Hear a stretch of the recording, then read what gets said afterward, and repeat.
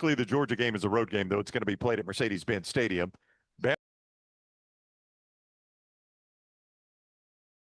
If some of these upsets start to happen. Yeah. And Vandy still plays Tennessee as they try to keep their outside hopes alive of making it there. Meanwhile, if the Big Ten works out, they could, we just all think it's going to be Ohio State, Penn State, Oregon.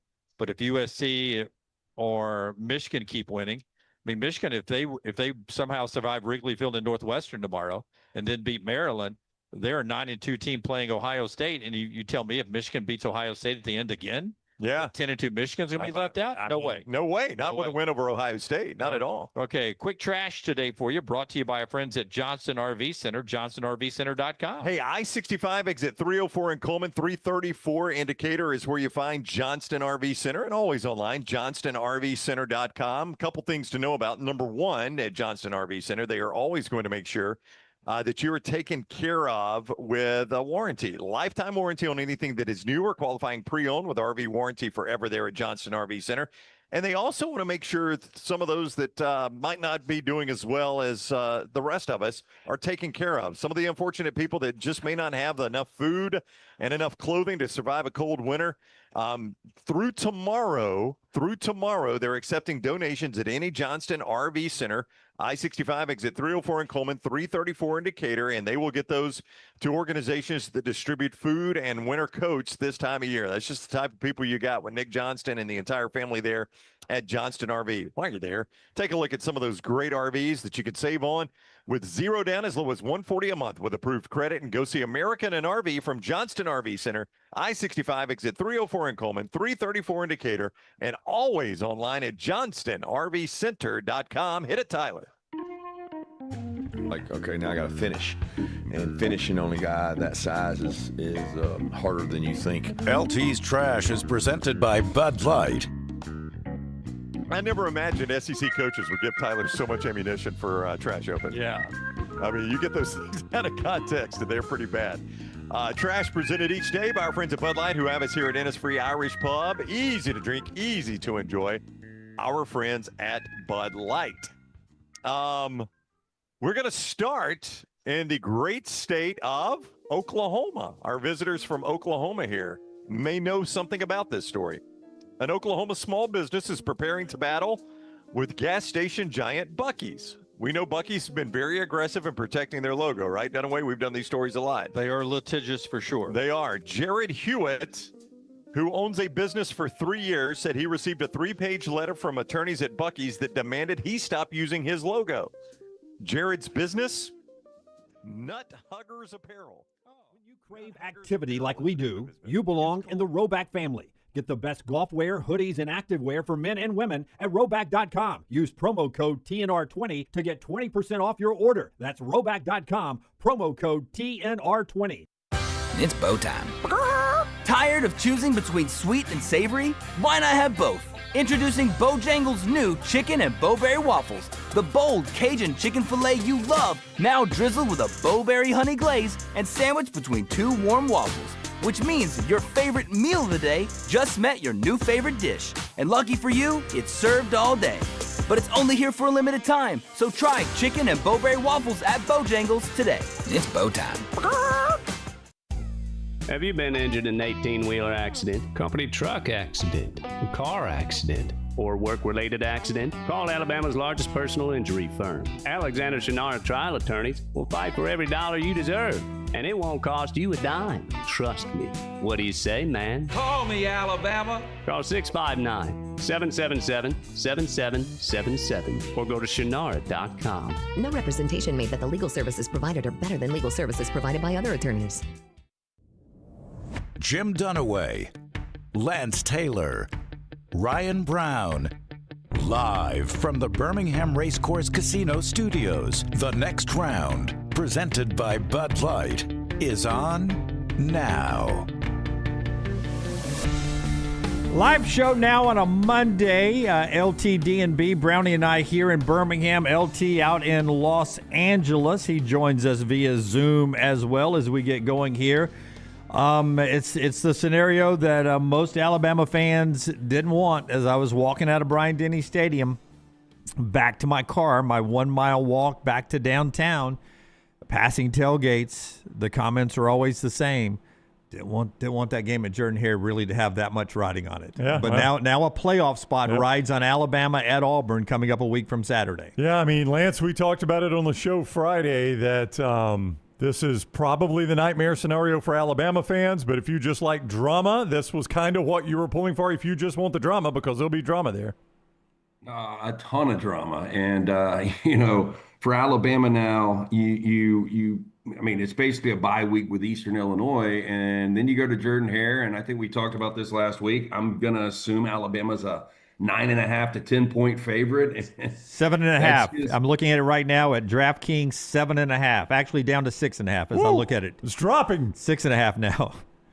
Wow. Yeah, this is and we've seen way too many scenarios where Alabama having the better team goes into Jordan Hare and it just doesn't work out. So, this is going to be fascinating because, there is absolutely zero chance Alabama can obviously afford another loss. So, Alabama and Texas both on the ropes right now. Yeah, there's no doubt about that. And Bama's got at least a little more wiggle room than Texas. But look, I mean, you earned your spot here. Alabama kicked it around about as bad as I have seen them kick it around in the DeBoer era and in quite a while in that game. Now, last year's Oklahoma game probably worse, but I feel like this is a better, more complete team that was kicking it around Saturday. Let's listen to Ty Simpson, cut 6, Tyler. Alabama, by the way, 3 turnovers, 4 sacks.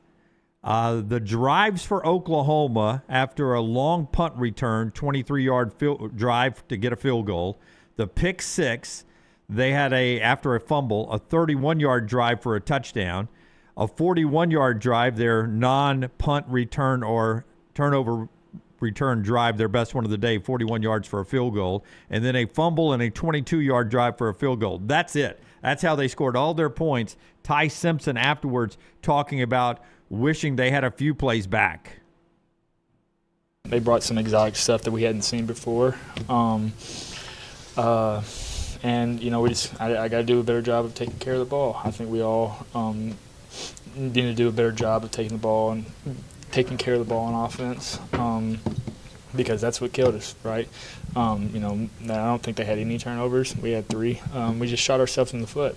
Credit to Oklahoma, Coach Venables. They had a good scheme. They did a good job, and they played their tails off. But there's about 10 plays that wish we could add back. I feel like the outcome would be different. Yeah, LT, I know stats are for losers, but the metrics, when you feed all the stats in, all the stats say Alabama wins that game 95.2% of the time. Yeah, I mean, if you just look at this, Oklahoma 12 first downs, 212 total yards, and 3 of 13 on third down. We knew that Oklahoma's offense was really struggling. And if they were going to win this game, it was going to be with their defense, and it's exactly what happened. But you got to give Venables, as disgusting as this offense has become for Oklahoma, you got to give credit. 4 ranked wins now for Oklahoma, and they should win out. I mean, obviously they're favored in their final 2 games against Missouri and LSU, and if they win out, they're in. And I don't know if they can make any noise, but the defense is legitimate, but the offense is just broken. Hey, Connor O'Gara points this out from Saturday Down South. Oklahoma in the 2020s had no true road wins in the top 25 until back-to-back Tennessee and Alabama now the last 2 weeks. That in the 2020s, they had never beaten a ranked team on the road, a true road game, take out Texas at the neutral site, until they've gone to Neyland and Bryant-Denny. By the way, ending the nation's longest home win streak this past weekend. Yeah, 2 tough places to play in Neyland and Bryant-Denny. Look, Alabama, you could absorb the turnovers and win this game. You could absorb the special teams play and win this game, but you couldn't absorb both. If you had just done one or the other, if they just turned it over, now one of those turnovers is special teams, so that's where this crosses over. But I still think if Alabama had turned it over 3 times on offense, they still probably win the game. If they had not turned it over on offense and you only had the Ryan Williams punt return fumble and then the rest of the crappy special teams play, I still think you win the game. But you can't do both. You can't do both. You guys help me here. And I didn't get a chance to ask a question post-game, but I was going to ask this. And it would have been a first opportunity, I think, for Kalen DeBoer to bite my head off if I'd asked this question. Got the glare. but I don't remember them putting 2 punt returners back all season long. And I don't know if I've ever seen them stack them straight up. Usually if 2 guys are back there they're beside each other on, horizontally, not vertically. Yeah, Lance, I did think it odd. Like Cole Adams, I mean, that guy just fair catches every time. That's right. He's back there because he's a fair catch machine. He's just going to catch it and fair catch it 90% of the time, or maybe fall forward 4 or 5 yards. Yeah, but Lance, I know Ryan Williams is an electrifying guy, but his hands are also an issue. That's I thought it was odd that he would be the one you'd put back there. Yeah, I mean, I agree because, he makes some of the most difficult catches. And then some of the routine just drops are kind of baffling. So, yeah, in a situation like that, you wonder why you don't just, make sure you secure possession and make something happen on offense. Yeah. Very, very odd choice. Okay. Yeah. And look, I think one thing that has kind of covered up Alabama's inability to have a lot of balance on offense has been turnover margin. I mean, they were 10th in the FBS and in turnover margin, first in the SEC coming into this game. And this is just something you haven't seen from Alabama all year. Yeah, so hopefully it's a one-off. We'll talk about it a little bit more on this. Alabama lost to Oklahoma 23-21. After LT, you tell us about our friends at CPAP Plus. Listen, Sleep Home Alabama is the website. The sleep through the Iron Bowl, not as comfortable for Alabama fans as we thought it would be going into Saturday. CPAP Plus, LT. Yeah, CPAP Plus, again, Sleep Home Alabama, that is the website. Nobody wants to deal with a lab or insurance. With our friends at CPAP Plus, 5 great locations from the O'Neill brothers, you don't have to deal with that. You can get that $199 home sleep test sent right to you. It connects to your smartphone, interpretations from doctors right there. No lab, no insurance at all. All you got to do is go online, sleephomealabama.com. And our guy, Alexander Shinara, trial attorney, Shinara.com. When you need an attorney, Shinara.com. You don't pay a dime unless they win your case when you use Alexander Shinara Trial Attorneys, a Birmingham guy that wanted to create a firm that takes care of everything that his community faces. He's done just that, and you need to call him when you're in need of an attorney. More than $2 billion recovered for Shinara's clients. $2 billion. That's the type of work he does for Birmingham and the surrounding areas. Shinara.com. Shinara.com. You don't pay a dime unless they win your case at Alexander Shinara Trial Attorneys. Shinara.com. Okay, a couple of sound bites from Kalen DeBoer first. A trend that is continuing. By the way, 44 had a beast of a game. Oh, I kick and play. Yeah. I mean, can you imagine if R. Mason Thomas was there too? Yeah. Taylor Wine, I believe is his name. Yep. He's the kid that jumped and blocked the field goal, right? He jumped between the guard and the center and got a fingertip on the ball, spinning it sideways. Still think it misses, even without him touching it. I think it was going to miss. Hard to tell. Hard to tell, but it was high. As Connor Talty would tell you, high bad snap, and it already was looking funky before it even hit his hands. It's a high snap. I wouldn't call it a bad snap. Yeah, it was kind of high and away. I mean, the holder's doing a hell of a job getting him down, and we'll hear from Kalen DeBoer on that in a second. But then he's the guy that got with Alabama up 21-20, that got around the edge and got the sack fumble away, and that led to the game-winning field goal. Here's Kalen DeBoer getting asked about allowing a sack fumble now for the 5th straight game.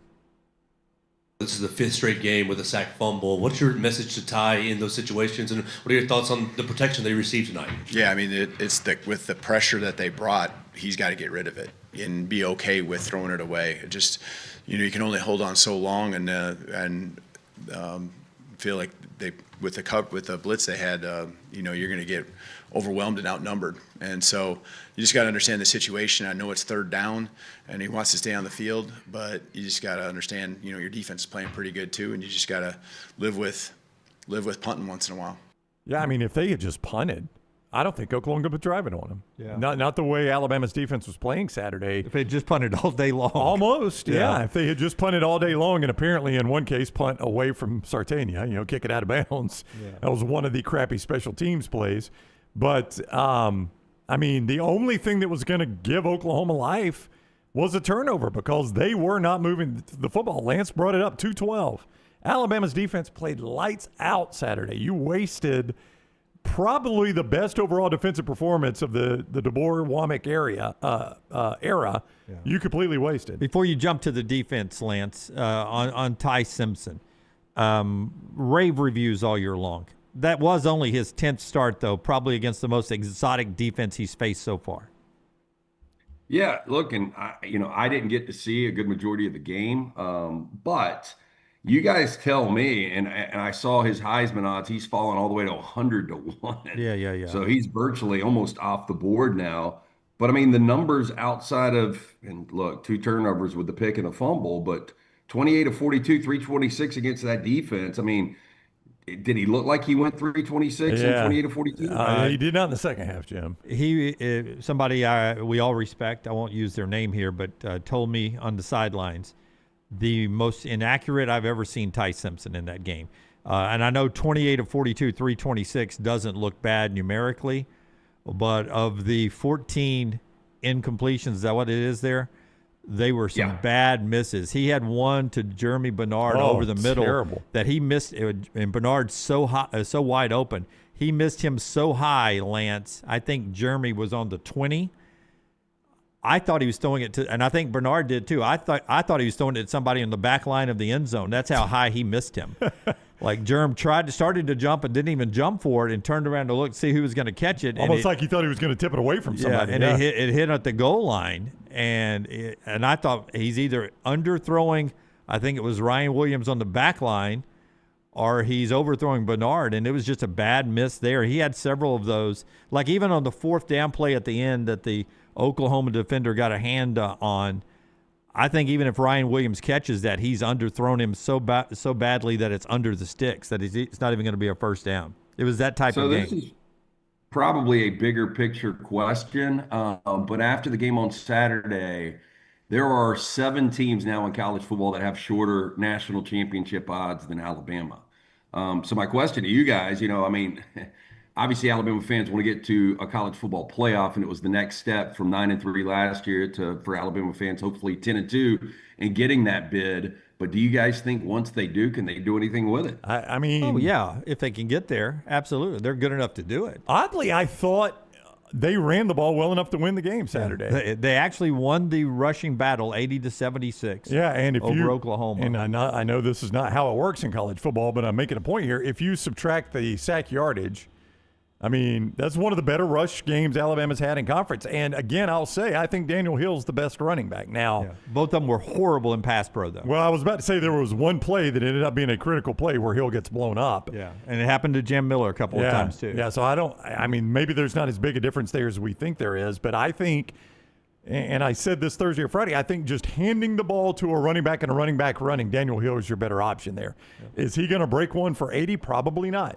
But is he going to fall forward a lot, which is going to get you 2 or 3 yards, which becomes critical with the Alabama run game? I think so. Yeah. Cut 2 before we move on from Alabama, Oklahoma, at least to start of the show. We got a lot of other ways we will attack Alabama's place in the college football ecosystem here on a Monday after a loss. But cut number 2 here is Kalen DeBoer talking about Connor Talty, the snapper and the holder, because it became, other than the Texas State Trooper altercation with South Carolina players, this was the second biggest altercation in college football talked about this weekend. Connor Talty and his long snapper getting chewed out as they were leaving the field right before halftime. Here is Kalen DeBoer on that missed kick. Yeah, the field goal before halftime, or that attempt, what kind of went wrong there? Just walk me through what happened. Yeah, it's a little bit of the same as the last time that we missed one. It's just we can get a little better snap, but we can make the kick too. It's a little bit of everything on the execution from snap to the kick, and so we got to find a way to kick it through. When it's not perfect, we got to find a way to execute better, just on the whole thing, on the whole operation. Yeah, no, he said it there. He said we've got to find a way to make the kick when everything's not perfect, and I'll go back to when I'm on a golf course. Like, I can hit it really well when I've got a good lie, wind's not in my face, nobody's, there's not a cart driving up behind me, when it's perfect, I can hit a great shot. But you know who has a good golf game? People that can, when things aren't perfect. So Talty's got to be able, or whoever runs out to kick the next kick, has to be able to make it when things aren't perfect. Every snap's not going to be perfect. And I don't know who's holding. I got it on the card here, but whoever's holding is doing a hell of a job on some of these snaps, catching them and getting them down. But they're getting down there. You got to be able to make those kicks. Yeah, I mean, I agree, Lance. At some point, everything's not going to go perfectly for you. So Blake Dowd is the holder here. At some point, everything's not going to go perfect. So at some point, you're going to have to kick the laces and get it through, or kick when the laces are pointed right or left and get it through. I mean, kickers are strange beasts. We know that. And it feels like almost anything can throw them off when they are all about routine. As much as anybody, they're about routine. So when something in the routine goes wrong, I just don't know. Like, I know Kalen DeBoer has never coached at Jordan Hare Stadium. I get that. And probably doesn't know the history of this rivalry at Jordan Hare. Lance, I don't know the situation, what it'll have to be for you to try a field goal at Jordan Hare Stadium if you're Alabama right now. I would think under 30 yards, and it's got to be a 4th and 4+. Yeah. I mean, inside of 40, I don't think you're confident right now. I mean, and again, the 36-yarder, as you mentioned, a finger got, put on it there. But Brown, to your point, the kick looked shaky to begin with. I don't know if it's 4th and short. I don't think you see Talty out there. I don't know, Jim. I don't know how you have any confidence to roll that unit. And I'm not just going to say Talty because it was a bad snap. And I guess the holder's doing the best he can, but that whole unit, I just don't know that you can trust them right now in a big situation. Well, it throws the timing off a little bit, but you got to make them sometimes, even when it's not perfect. By the way, backup kicker Peter Natera, and for the glory of love, I hope if he gets a shot, he's a better kicker. Little play on Peter Natera there for those of you in the 80s. Real quick, a lot of people in the chat room are talking about why it was not a penalty that Wine leapt the long snapper and blocked. As long as you do it from a standing position. I think what a lot of people are asking about is even at that, you can't use leverage. Yeah. You can't use the player for leverage. I don't know they push down, but there was some touch there. I don't know. It just seems like that gets called every time, no matter what. Now, he did not run and leap. That is 100% illegal. That's right. Even when you leap from standing, I don't think you can use the snapper as leverage. So I'm not saying it should have been a penalty. I'm just trying to answer the question in the chat room, what people are saying. Listen, I'm not of the fan base, let's set in bitch and moan about every call. Sure. But the pick six. I thought the same thing. The receiver gets blown up. Oh, they knock Isaiah Horton off his route. Yeah. I thought the same thing. While the ball's in the air. Yeah, I thought the same thing. I was like, man, that there was a lot of contact. They called it later in the game. Yeah. They called it later in the game for the same reason. Yeah. But they blow Horton up. Well, but even with all that, Alabama is the reason they lost the game. It has got nothing to do with officiating. No, 100%. Alabama is the reason they lost. I'm not that fan base. I'm not the blame it on the official fan base. You're not going to send me a still photo of a guy holding? No, I'm not gonna. I can only send 10 plays to the SEC. But here are the 4 I left off, Guy. Okay, one more thing to get to in our opening segment here. Usual lineup. Germie Bernard with us at 10 to talk about where Alabama goes next. Last time they lost, they strung together 8 wins. If they do that again, they'll be national champions. We'll talk to Germ about that coming up. Joel Klatt with us at 11. We'll do our stock report in the final segment of the show today. 4 downs. I'll ask you here, LT, before you tell us about Woodhouse, my 4 downs or your 4 downs today? Do you have them? Let's go with yours. Okay, we'll roll with mine. Tell us about Woodhouse Day Spa. It's a great way to relax. Yeah, the gift of relaxation. The holiday's right around the corner, and you can get it right there, birmingham.woodhousespas.com. That's the website you can go to. You can just stop in the Summit Shopping Center's beautiful location right off of Highway 280. Go see Stuart and that great staff. You can pick up gift cards right there. You can choose from a menu of over 70 options, the massages, the waxing, the skincare, the nails, everything right there. It's Birmingham's best day spa, voted since 2009. Located right there at the Summit Shopping Centers, birmingham.woodhousespas.com for more information. And our friends at Way to Wellness, your journey to healthy living. Leslie and her board-certified team can take care of you. Planforme.com, planforme.com. No contracts, no sign-up fees, and your first consultation is free. And when you meet with Leslie, you'll find out she doesn't have a cookie-cutter plan. She's going to lay out a number of options for you, and every plan is different, whether it's injection therapy, meal replacements. I use these protein bars to keep from bad snacking, though I didn't use them this weekend. I gained 5 pounds because I ate like a dog out there, and I enjoyed it. But I'll lose some weight this week because I got a plan with Way to Wellness. You can get there, too. Planforme.com. Planforme.com. It's Way to Wellness, your journey to healthy living. Before we get to Auburn's basketball game with number 1 Houston, in the NFL yesterday, you were at SoFi, LT, and you saw your Rams get a crucial win over Seattle. Tell me about that game. Oh man, it was a great experience. I'd heard from a lot of people like the best venue they've ever been in, any, regardless of sport, is SoFi, and it was just, I can't really describe it. You see it on TV, it looks like a spaceship. It's got all the modern amenities, but it was just an experience. So just a lot of fun. The Rams played awful, I thought. If it wasn't for Sam Darnold's 4 picks, they lose that game. It was a lot of bend but don't break. They only gave up the 1 touchdown. But I cannot believe how bad they actually played and got out of there with a win. And Brown texts me, and he's right. Ethan Evans, the 50-yard punt, to angle that and for it to go out on the 1 with 1:41 left and the Seattle only the 1 timeout. That was one of the best punts I've ever seen in my life. Did you see that punt? It bounces straight up in the air, comes down, misses the pylon by 6 inches. If it hits the pylon, it's a touchback. Yeah, I saw it on highlights. I didn't see it live. It's but crazy. Every publication that I've read preparing for the show is calling it one of the best punts of all time in NFL history. I don't really have my top 5 handy, Lance, of the best punts I've ever seen, but I think that one's number 1. Because, they end up squeezing out a 63-yard field goal attempt to end. Well, they had to start on the 1. You could say, well, if they start on the 20, there's a chance they get a much better look at a field goal. Yeah, even when, they're starting out at the 1, I just had a feeling that they were going to get in position to kick the game winner. And, Jason Myers already had 4 field goals on the game. And, that would have matched his career long. I think it was officially 61. But I don't think, there's a lot of there were a lot of Seattle fans there, but I don't think the Rams fans realized how important that punt was. But that was the moment in the game. I thought it was just was pretty amazing. And crazy the Rams were able to beat a Seattle team with 0 sacks, 0 tackles for losses. Just played a really bad game, but still got out of there with a win. Yeah. So, and you got to see USC in a crucial win. We'll talk later on about how important their game is at Oregon this weekend, but you got the LA Coliseum with Big Ten weather. Tell us about that experience. We're looking at video that you posted on your platform. It looks miserable. What was the Coliseum like?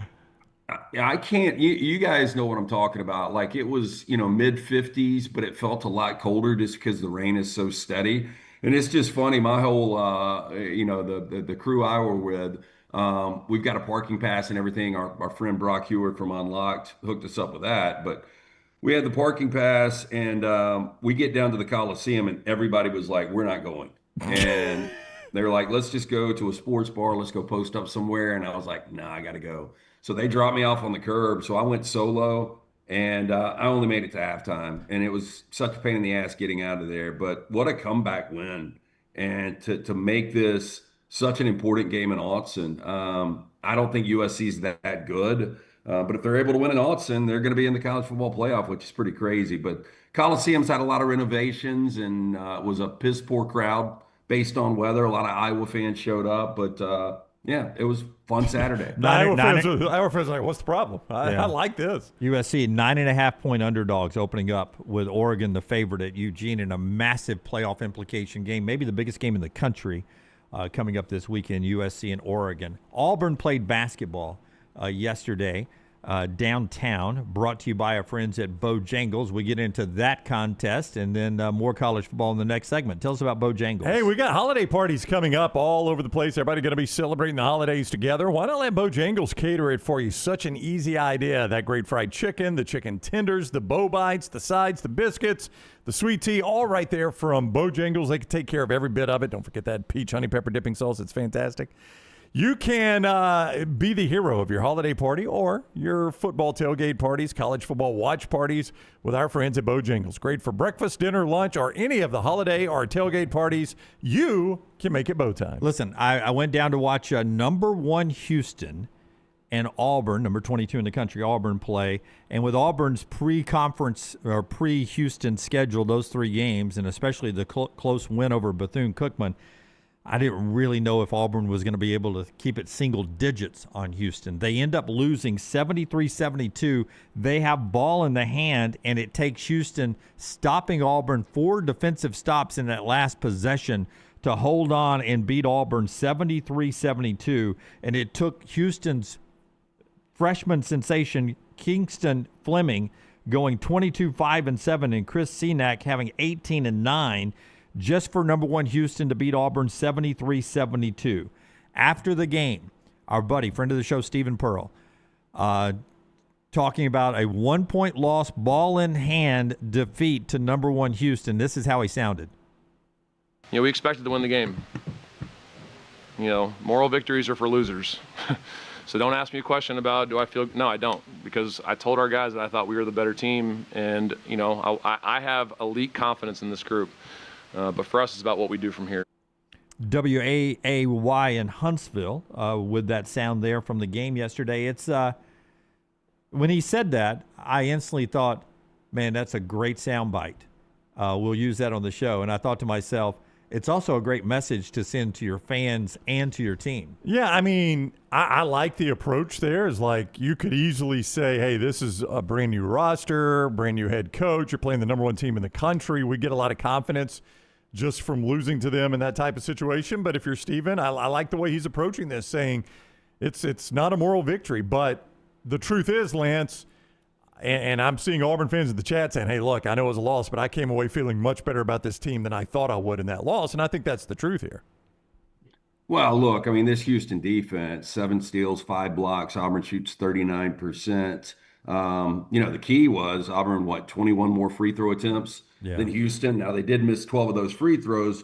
Todd Pettiford's going to have to find his shot, though. Yeah. It came back a little bit. He and Keyshawn Hall combined for 35 points, and maybe a foul at the end. I didn't think so. Yeah, no, I didn't either. Steven did. Yeah, and I don't know if he was still arguing the Pettiford. I know he thought Pettiford got fouled during that whole sequence. That was the one he was upset about. Yeah, he was most upset about that. But the one at the very end, as you watched replays, I just did not think there was a foul there. The one on the 1 second inbound. That's what just I'm saying. yeah, the very last play. I did not think there was a foul. Probably have to be blood to call that in that situation. Yeah, I mean, we saw last night in the Sunday night game, though, a terrible pass interference call with the game on the line. But I mean, that's going to be a tough way to end the game. And you're right. I think somebody's going to have to be carted off for you to get a foul there. The Pettiford one, you sort of hope a guy with his reputation maybe gets that call, but I don't know if you get calls against number 1. I thought Steven was he was pissed, pretty upset about it. Yeah, there's no doubt. I mean, he stormed out on the court right there at the end and had a word with the officials. So since last Thursday in our state, number 2 Purdue came to town. It was 80-80 with $1:42 to go. They win 87-80. Alabama beat number 5, then St. John's, and now Auburn has taken number 1 Houston, ball in hand with a chance to win 73-72. I think the 2 state teams, they seem to be okay. Yeah, I mean, Lance, I think I'd say the same thing about both teams. Like, I know they lost the 2 big games, but watching them, I'm like, these are good basketball teams. I don't think there's any issues with these 2 teams. No, I'm kind of what Dunaway said. I was a little surprised Auburn was able to keep it as close as they did yesterday. So I think that is very, very promising. I mean, Keyshawn Hall is going to be really good. Oh yeah. He has no problem getting his shot up. He will take it to the hole from anywhere, man. That guy gets to the rim. All right, lanceslock.com brought to you by Hemphill. Tonight, Monday Night Football. It's a historic matchup on Monday Night Football, but almost one of those games that you may want to have something on just to make it entertaining. Dallas and Las Vegas tonight. lanceslock.com, LT. Yes. 1-1-1 yesterday. That ridiculous game. I got up and watched your Dolphins, Brown. I had the Commanders +3, and I can't believe Mike McDaniel went for it on 4th down instead of just kicking and taking the points. They get away with it, the early pick of the first play from scrimmage and overtime. But we started out with a push. We had the Jags. That was our big game, so we did get that. And then, unfortunately, we played the Cardinals.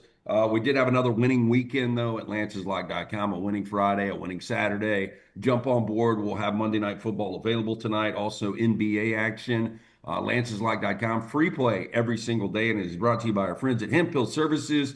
Trust the name. Birmingham has trusted since 1954 for all of your plumbing, heating, cooling. Any of those issues arise in your home or business, they are ready to serve you. For more information, hemphillservices.com.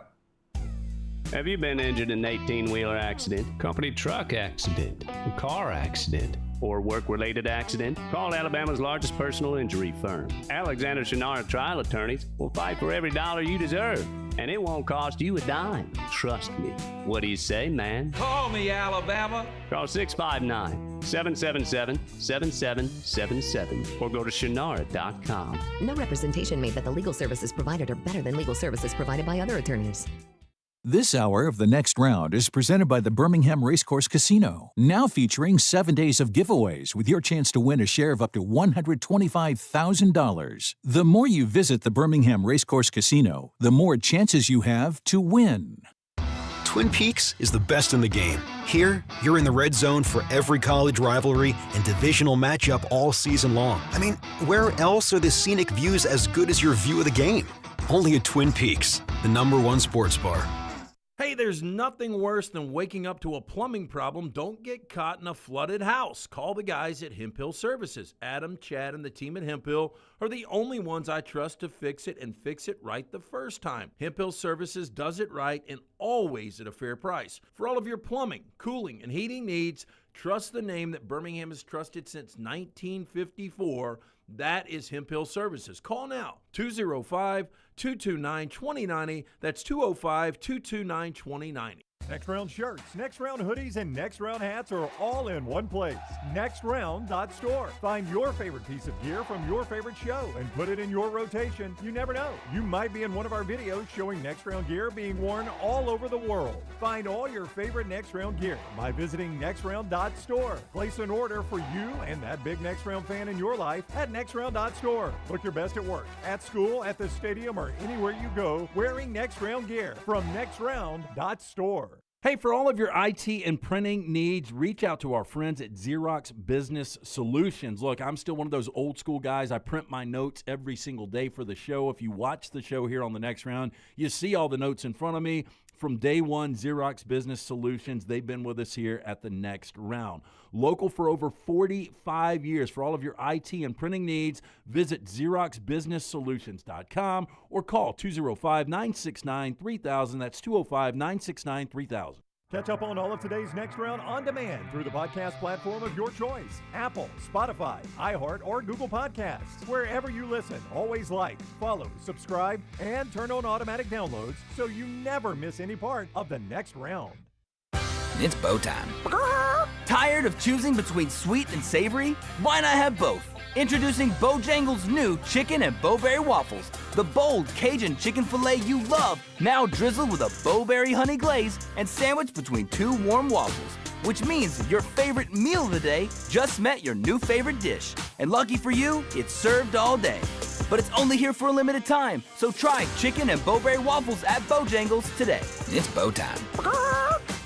Remember the name Way to Wellness if you're battling weight loss in your life. I'm Jim Dunaway from The Next Round. There was a time I was over 216 pounds until Way to Wellness helped me lose 45 pounds, and now for over 2 years, they've helped me keep that weight off. Here's their website, aplanforme.com, aplanforme.com. That's a great name for a website because there's no cookie cutter plan. Everything is designed specifically for you. No contract, no sign-up fees, and your first consultation is free at Way to Wellness.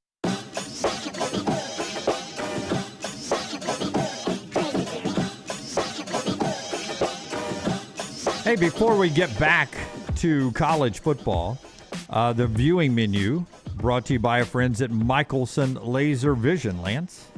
205-969-8100. That is the number you need to call.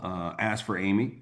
Very important there. Tell her The Next Round sent you. She's going to hook you up with a hassle-free consultation. 0 to lose to find out if LASIK is right for you. I got the procedure done 2003, still have 2015 vision, better than 2020. Dr. Mark Michelson, Dr. Jen Michelson, best in the business, 205-969-8100 or michelsonlaservision.com.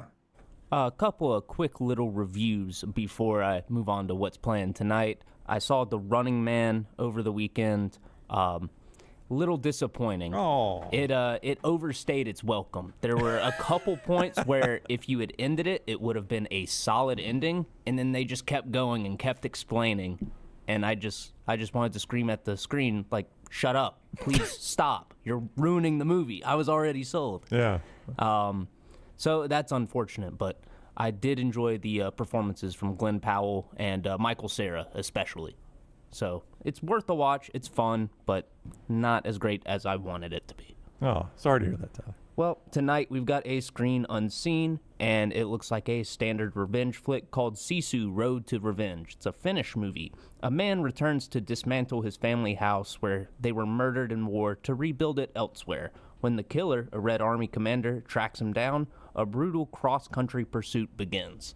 I've heard a lot of great things about the first one. I know nothing about it, but this is supposed to be sort of standalone and a really good time. I've heard good reviews. Next up, Netflix has added Zodiac to its catalog. I think this is one of my favorite David Fincher films. I love true crime. I love the performances in this from Jake Gyllenhaal and Robert Downey Jr. Mark Ruffalo's great as well. And it's just a really creepy, fun thriller. And then finally on viewing menu today, Max has added 4 Christmases to its catalog. So if you want to go in the complete opposite direction of Zodiac, you're in the Christmas holiday spirit, then you can watch 4 Christmases with Vince Vaughn. It's a lot of fun. Interesting. That's what Tyler's watching, brought to you by our friends at Michelson. Before we jump back into the college football games and everything else around the country and big picture Alabama, I was at the game. I didn't see the broadcast. LT's in L.A. Did Sean McDonough say something that Ty Simpson said about a revenge tour? So actually, revenge was not the phrase. No, I know it wasn't the phrase he used. I wanted you to tell me what he said because I haven't been able to find it yet, and the copy I went back and watched had that cut out. Oh, did it really? Yeah. That's interesting. I've got the I watch a speed-up version. Okay, YouTube TV, DVRs, all the Auburn games, all the Alabama games, all the Dolphins games. So I'll do my best today, or I can do it in the break on my phone, actually, to try to go back and find it so you can hear it. What was basically said was, I'm just going to summarize this, and I am not going to quote Sean McDonough word for word here, or Ty Simpson, or Kalen DeBoer, or anybody else. But what was basically said was the basic premise was Alabama got a ton of criticism after the Florida State game. And they kind of had to rally inside because the outside was so negative. We talked about it on the show about closing off, the small group. Close the ranks. Yeah. And basically the rest of this season has been the Screw You Tour. That was the phrase Sean McDonough used. Now, did Sean say Ty Simpson told us they are calling it the Screw You Tour? I don't think that's what Sean said, but there again, I heard it, and the next play is going, so I never rewound it to say, wait a minute. See, I saw fans reacting negative to that. I mean, absolutely that's what it became. Well, but I think fans are like, hey, we're your fans. Why are you screw you and us? Yeah, yeah. I mean, I can see the fan side. Yeah, I don't think. But there again, I'm not saying Sean if you're McDonough, bailing on us after week 1, are you really fans of us? Yeah, but I'm not saying Sean McDonough direct quoted Ty Simpson there, or was he just summarizing kind of the feeling of after the Florida State game? It was just kind of the Screw You Tour. So that's where I am on this. I obviously didn't hear it, as you said, Dunaway. I didn't see the broadcast, but would that not be something that maybe you don't share if you're Sean McDonough? Well, that's some people were saying. I don't think Sean was supposed to say that on the air.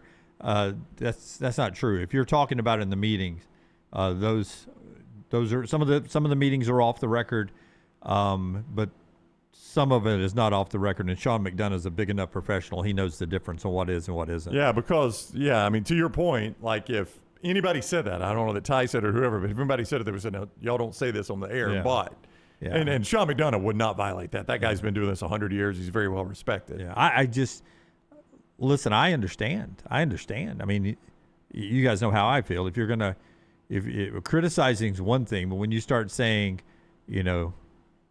fire the coach, or you do this or you do that, this guy sucks. I don't know how good of a fan you really are at that point. Yeah. And I've said that forever. So if I'm a player in that situation, and I also, the way you described it, wouldn't take it just as fans saying that. There was a lot of media people. There were a lot of headlines written nationally about this team being done at that point. They were 5-5 in their last 10 games. About this coaching staff, I'd understand why the coaches felt that way, the players felt that way, the administrators felt that way. I'd understand it 100%. Yeah, 100%. Yeah, but I can also see the fan side of it. Like, well, wait a minute now. I'm a fan that was upset about the Florida State game. Yeah, but you know what? I was at the La Monroe game the very next Saturday. Yeah. I paid my money to come there and sit through that game and watch you guys blow doors off a team. I was in Athens. I followed you to Georgia. Don't be screw you and me. Yeah, well, then you probably aren't the ones that were saying. I would agree. You guys are a bunch of trash. I would agree with you. You guys are embarrassed. This ain't it anymore. Yeah. That's always popular. This ain't it anymore. This isn't the way it used to be done. All right, back to the games on the field, the other games around the country before we talk to Germ coming up at the top of the hour. It's brought to you by our friends at Company Distilling. Not in California yet, but just about anywhere else LT's been this season. Yeah, it is growing throughout the states. Again, it is available in our great state of Alabama, also available in Colorado, Florida, Georgia, Missouri, Oklahoma, South Carolina, Tennessee, and Texas. Ask for it by name if you can't find it on the shelf. If they don't have it, tell them to get it. If you've been waiting to try a whiskey as good as the company you keep, this is your moment. The man behind the bottle, Jeff Arnett, master distiller at Company Distilling, former master distiller at Jack Daniels. It is a fantastic product. For more information, you can always go online, companydistilling.com/Alabama. Hey, and all you football fans, if you're giving it your all on the field or just cheering your heart out in the stands, great thing to do after any game is treat yourself to something tasty at Culver's. From juicy butter burgers to creamy, fresh, frozen custard, crispy crinkle-cut fries, gooey golden cheese curds, there's something for everyone in your crew to enjoy. Win or lose, Culver's is the perfect place to celebrate the sweet memories you'll make all season long. So swing by the Stadium Trace location or where I got my dinner Saturday night, the Tattersall Park location of Culver's. Make game day a delicious one. Culver's, welcome to delicious. As always, it was spectacular. Thank you, Culver's. You're welcome, man. On behalf of Culver's, you're welcome. Culver's, thank you. Georgia beats Texas 14-10 fourth quarter, and then they blow them out 35-10. All the things we questioned Georgia about not being nasty in the trenches, nasty in the front seven. They were against Texas, 3 sacks, 7 tackles for a loss. Here's Kirby Smart after the game about that 21-point domination that went touchdown, onside kick, touchdown, 3-and-out, touchdown. Here's Kirby. 21 points in the fourth quarter. What did you think about how the offense finished this game, especially after a third quarter where it was hard to sustain on the drive? Yeah, it's the approach we take. We're gonna dominate and try to win the fourth quarter. It's what we do in practice. It's what we do in the off season. It's what we build our core culture around, is being the more physical team. And you have to recruit physical players, and they have to buy into that process. I don't know that a lot of these kids nowadays, they want to check. They don't want physicality. And if you have the check and no physicality, you end up with nothing. So we're not just getting checks at our place. We're hitting people. We're not just getting checks at our place after he played Texas. He's 3-0 in the last 365 days against Sark in Texas, and the perception is nobody writes bigger checks than Texas. Texas, if you will. Texas is a pretty good nickname. Thank you. Yeah, I like Texas and Texas A&M. Yeah. I'm going to tell you that was a Kirby Smart culture comment directed right at Steve Sarkisian. No, he owns him. I mean, I don't think there's any doubt. We said it coming into the weekend. Texas has got a Georgia problem. And this is a resilient, Georgia team. I like Texas a lot in this game when it was going into the fourth quarter. I didn't think Texas had played well, but they're sitting there at 14-10, and then they get completely dominated in the fourth quarter. It's just crazy that Georgia's trailed in 7 of 8 SEC games this year, but they're 6-1 in those games. Yeah, who did you say you liked going into the fourth quarter? Texas. Texas, really? Because see, we had a different viewing experience, Lance. Even at 14-10, I never felt like Texas was in the game. That's funny. Well, that's why. Like, I thought, okay. I didn't think they were. And I'm like, damn, Georgia's dicked around here and they're only up 14-10. That was what I was saying. I got you. The Kirby onside kick, I couldn't believe he did it. It looked brilliant. I just couldn't believe he did it because Texas wasn't doing anything offensively. Yeah, I'm with Lance. I mean, now it decided the game, obviously. Once they got that onside kick, the game was absolutely over. There was no hope for Texas at that point. But I was surprised he did it, Jim, because the only thing it does is bring Texas back in the game. You are dominating that game. It was such an incredible risk by Kirby. Yeah, and people instantly said, right back to the Saban-Clemson one. The Saban-Alabama-Clemson one was Alabama couldn't stop Clemson. They had to have it, yes. So they needed an extra possession. In this situation, I think it was a little middle finger to Sark saying, I don't think you're going to score on my defense anyway. So I'm going to kick this onside kick. We're going to try to finish you right here because I don't think you can score a touchdown on us even if we give it to you at midfield. So I think he trusted his defense. Yeah, I know we'll be doing stock up, stock down in a little bit, but like a little tease there, Georgia is getting really good. Georgia's becoming a handful. Gunnar Stockton, by the way, 13 touchdowns in the last 4 games. He is I said this on Monday Morning Live with Tom Lukenbill. You can go back and catch that. He is right now what we were saying about Ty Simpson 2 or 3 weeks ago. Yep. He's the talk of college football. He has progressed to the point where he may end up in New York at a Heisman ceremony. Not going to win it, but he may be one of the 4 guys sitting up there. Yeah, and Georgia's getting their run game going, just 128 yards, but against that Texas defense, and they held Texas to 23. Texas could not run the ball on them. That's right. So, I mean, that was just as dominant a performance of big teams as we've seen in the SEC this year. Now, if you get a high-end team against low-end team, that's one thing, but of the top-end teams, that's about as dominant as we've seen in the SEC this year. Okay, Germie Bernard coming up in the next segment. I want to ask you guys about the playoffs and where we think everything sits right now going down the stretch after LT tells us about our friends at Inverness Country Club. You can't play golf at Inverness when you're in Los Angeles, but when you get back, LT, I know you're craving that little snack bar they have there in Inverness there. It's great food there. And I know Brownie will get out at the golf course this week because it's going to be 78 and sunny. Look out. Better than L.A. That's better than Southern California weather right now. We're the new SoCal. I do. It is just a great place. I mean, the social membership, great clubhouse, great place to get drinks, food. Obviously, if you're looking for a country club right now, the golf membership, you need to check out the Inverness Country Club. Childcare is such a big plus out there. You want a day with your wife on the court or course, you can do it. You can drop the kid right there on site. Maybe you work from home. What about working from the club while they watch your kid? Best days happen there. To take a tour of this unbelievable club, call Aaron 205-991-8608. That's 205-991-8608 or online iccalabama.com. All right, so the playoff picture.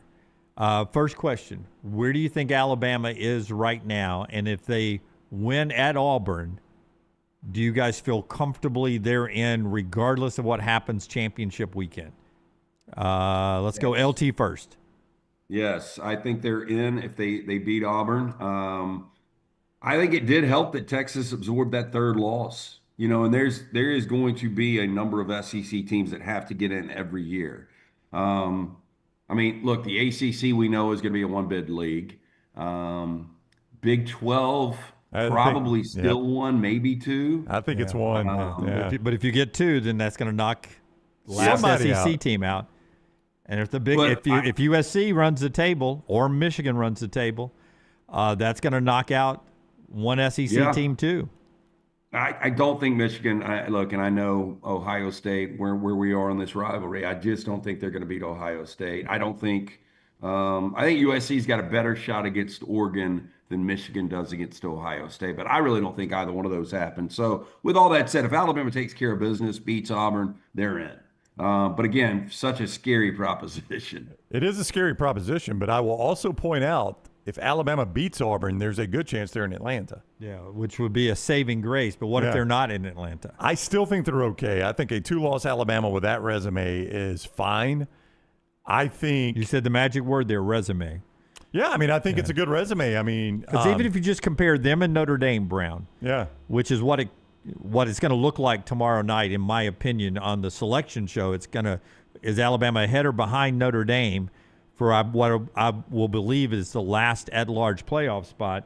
The question is going to be, does Notre Dame's 10-game win streak after losing to Miami and Texas A&M trump Alabama? Bad loss to Florida State, the worst loss in the group, but then the wins over Georgia on the road, Missouri on the road, Tennessee, Vanderbilt, who all will be ranked at this point in time.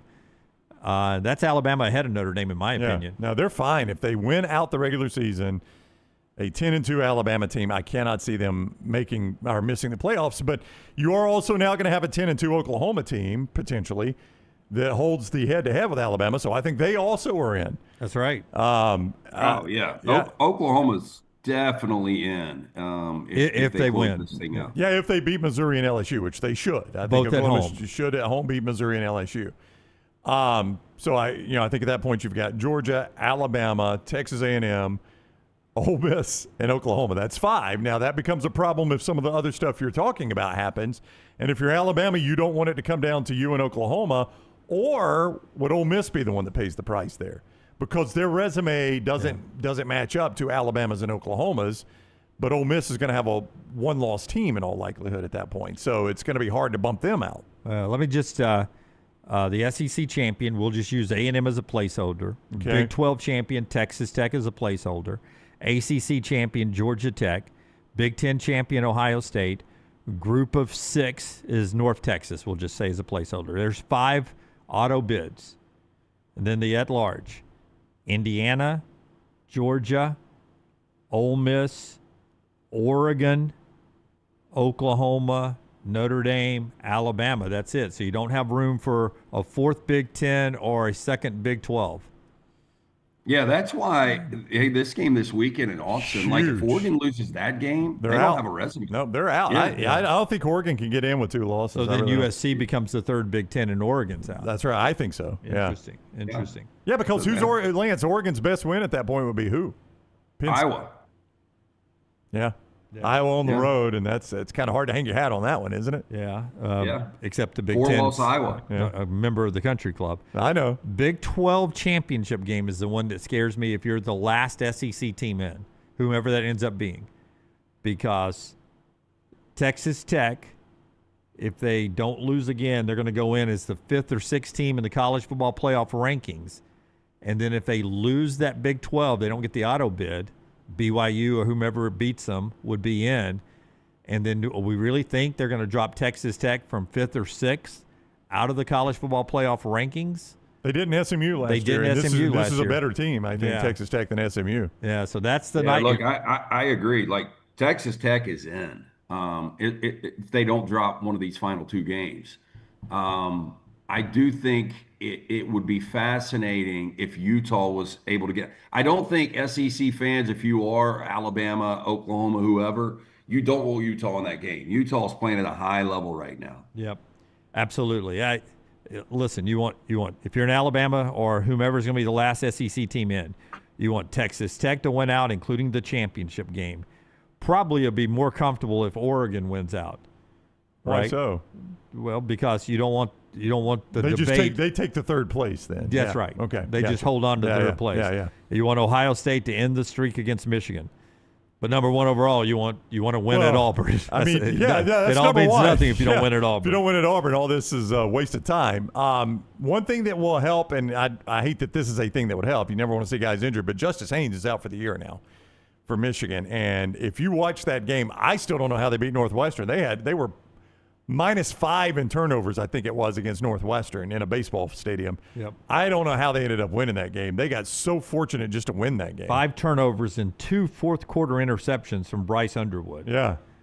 Against Northwestern, Lance. Northwestern had every single opportunity to knock Michigan out of this discussion. Couldn't do it. Yeah, we talk about sometimes that Alabama is viewed as kind of one-dimensional, not being able to run the football. Michigan can't throw it. Yeah. And coming into that game, 29 rushing touchdowns, only 7 passing touchdowns, and now with Haynes out for the season, there's going to be more pressure on Bryce to make those throws that he was unable to make this past weekend. And Ohio State's defense light years ahead of Northwestern. I would say so, yes. I would say so. Yeah, I mean Northwestern statistically has got a really good scoring defense, but it's just not even close, the eye test when you watch them.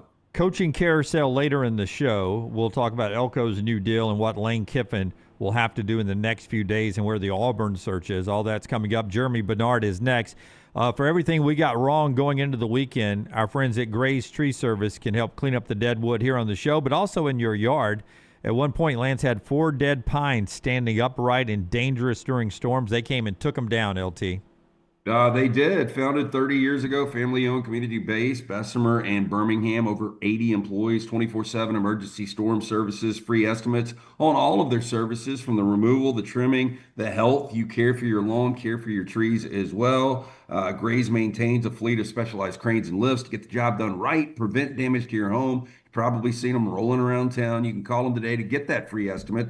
205-255-1239. You can scan that QR code right there or just visit graystree.com.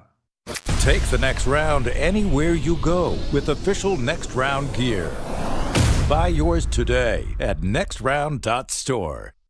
Yo, kinfolk, what's good, man? Let me holler at you for a minute. You know how life can be life. You're out there chasing that dollar. Every dollar is accounted for going somewhere. Then all of a sudden, bam! Out of nowhere, a car accident. All I had to do was hit up my people at Alexander Shannara Trial Attorney. You already know when that dude Alex pulls up the trial, he shuts down the litigation situation. Yo, go to Shannara.com. Hit him up at 659-777-7777. Call me, Alabama. No representation that legal services provided are better than any other provider.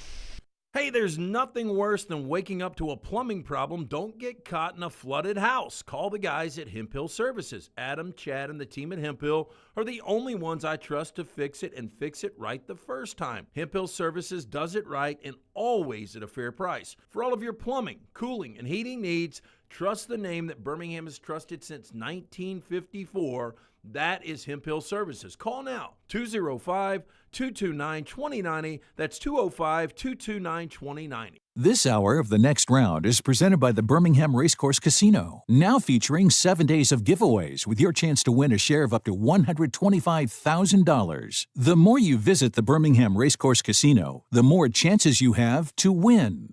Hey, Lance Taylor from The Next Round to tell you about one of our favorite places for breakfast, lunch, and dinner. That is Hamburger Heaven since 1982.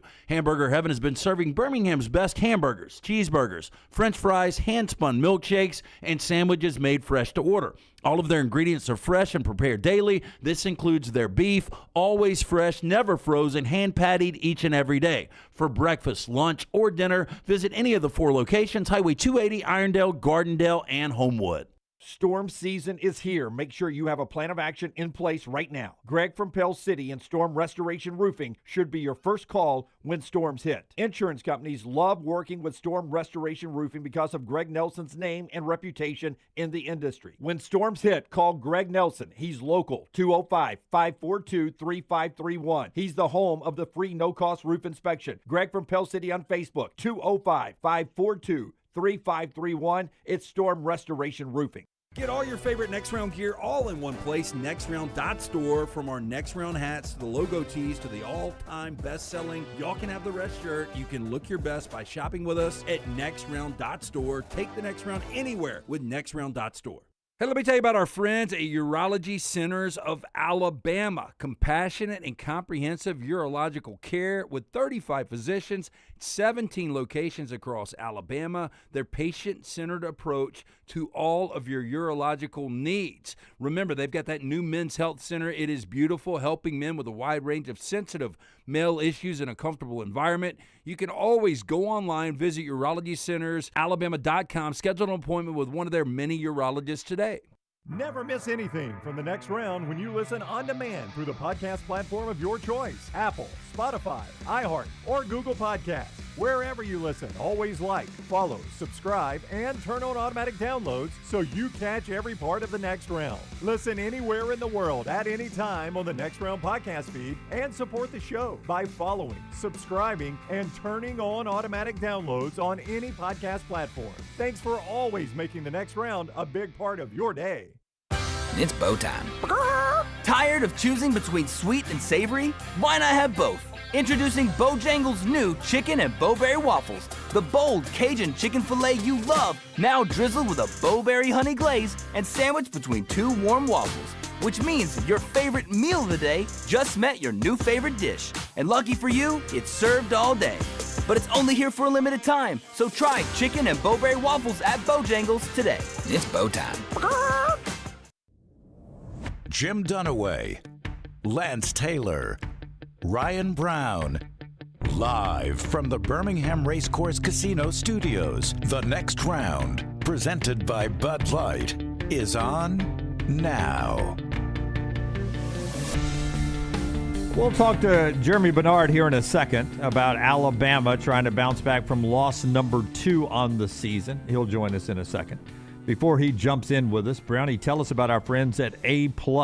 That is Brad Bell. He is the guy that redid the master bath in the Brown house. Scott always shows you some before and afters of that, the bathroom remodel. When it came time to redo the master bath in the Brown house, my wife Jennifer jumped on the internet. She scoured that thing looking for the right person for the job. That means she talked to certain contractors, people that had used certain contractors, read a ton of reviews as always. Brad Bell was the guy that she kept coming back to, and I'm glad she did. He did tremendous work for us. He specializes in master bath, kitchen, and master bedroom closets. That's his specialty. It is certainly not to say it's all he does, but it is definitely his specialty, master bath, kitchen, and master bedroom closets. You could see more at alabamabathremodels.com. The reason those rooms are important is you use them a lot when you have your home, and you'll make some of your money back when you go to sell your home with those rooms. alabamabathremodels.com or call Brad 205-422-1758. That's 205-422-1758 or alabamabathremodels.com. Let's just look historically as we wait on Jeremy to jump on with us about the Alabama loss. It was their first home loss since 2023 Texas. Not in the SEC at the moment. First SEC at that time. Then their first SEC loss since 2019. I think we all knew that. I didn't know that Kalen DeBoer had not lost a home game since he was at Fresno State in 2021. I did not realize he had swept the slate at Washington myself. I was unaware of that number. That's first home loss in a while. Yeah, so that's a 2021 Fresno State's the last time Kalen DeBoer got to drive home from a stadium and sleep in his own bed after a loss. That's a lot of home wins. Yeah, I guess at some point the numbers catch up with you on that one, right? You just didn't want it to be in that fashion and potentially that costly, but at some point the numbers are going to catch up with you. I guess if Alabama wins the SEC championship, they could still get a first-round bye in the playoffs. But one thing that this loss may have happened, it sets the table if Alabama can take care of business at Auburn, possibly for a home playoff game for the Crimson Tide coming up. Which would be fascinating. Yeah, that'd be fascinating. Last year the byes didn't help. All the bye teams lost. Now that some of that was because some teams were overseeded because of the system, but still the bye wasn't necessarily a benefit last year. So I don't. They were discussing that on game day over the weekend. Nick Saban was talking about that. Like, I don't know if you want the bye. We don't have enough data to show if you do or don't. All right, Germie Bernard is the Alabama wide receiver. He joins us each week, courtesy of Innisfree Irish Pub and our friends at Forum Energy Drink, PHORM. Forum Energy Drink, PHORM, is where you go. You can see more at forumenergy.com, forumenergy.com, available at energy drink retailers near you, and great flavors like Screamin' Freedom, which is the Rocket Pop inspired, Grape Smash, Blue Blitz, and Orange Fury.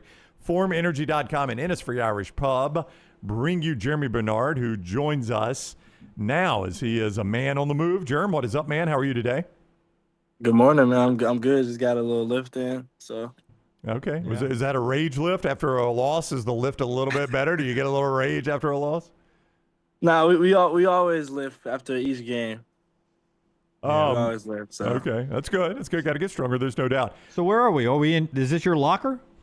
Yeah. See. Yeah. Yeah. Oh, I like the nice picture. I like that. I like that. All right. I like that. Do you have any trinkets, like anything from home or good luck charm or anything like that?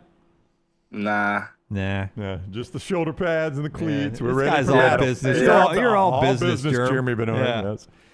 That was obviously that was a difficult performance. There's no doubt. And that defense, man. I mean, I don't know jack about football, but you can watch that game and tell Brent Venables does things that a lot of teams don't get to see every day. And I would assume that's what your eyeballs saw as well in the game.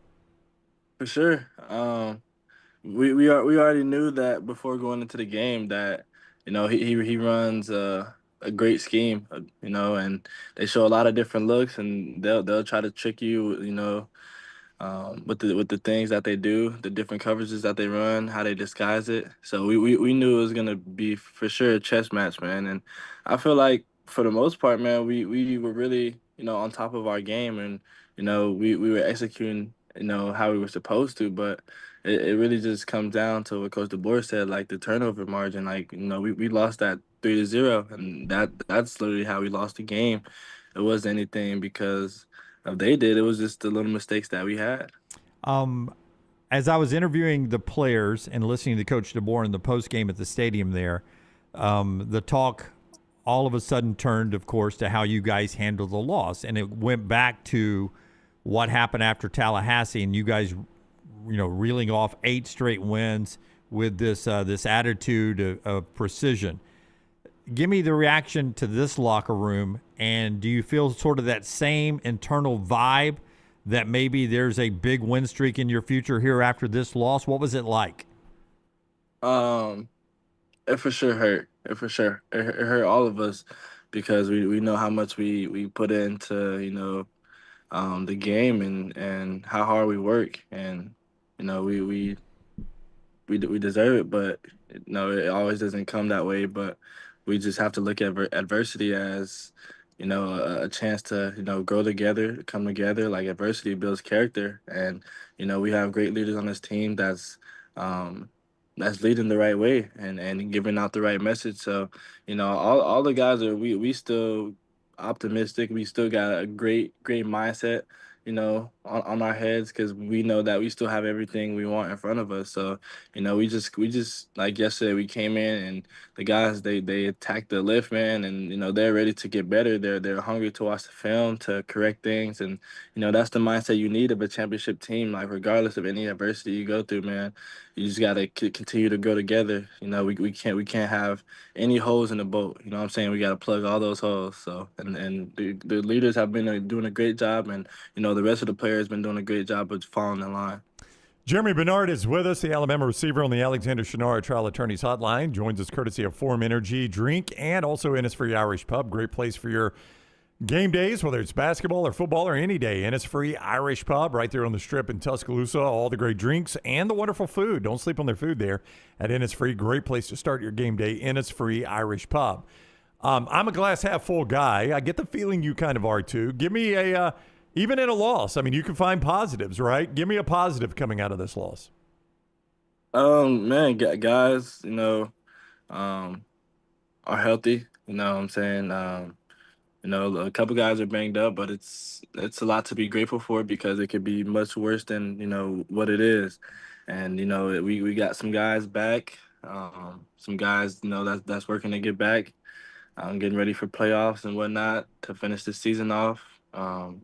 And we just have a lot of young players that's stepping up in the roles that they need to fulfill in, and they're doing a great job. So man, it's just a lot to be grateful for. Like we have a lot of great guys within our team and within our coaching staff, and it's just good to see how much togetherness that we have as a program, man. It's really a good thing to see because some schools they fall apart and they let those adversity hit the program and kind of just they let that get into their how can I phrase it? Into their culture? Huh? Into their culture? Yeah, for sure, and it just kind of like disrupts what they have going on, man, and it's just really great to see, and you have a lot of gratitude towards the people within this building because just the way they're responding, and that's the biggest thing that I see within our group. And I know Alabama fans are pleased to hear that, and so I'm glad you pointed that out. One other I would have to think is the confidence you would have in your defense right now. This defense played lights out Saturday. Unfortunately, some turnovers kind of put them against the wall. But anymore in college football, you hold a team in a conference game to what Oklahoma had, you're gonna win a ton of those games. For sure, man, for sure. And we already knew, man, that we had all the right pieces on defense, and we know that we have a great defense, man. We know that defense wins championships, and so we as an offense have to get better. We have to execute better. We have to take care of the ball better. We have to be better, on the exterior and the interior. So, what I'm saying, we can pass the ball, run the ball better. It's just a lot of things that we can dial in on, and we will. What I'm saying, we still have a lot of season left. People really don't realize that, but we still got these 2 games to get better, to grow. Like what I'm saying, like you said last week, nameless, faceless opponents. It doesn't really matter who we're gonna play.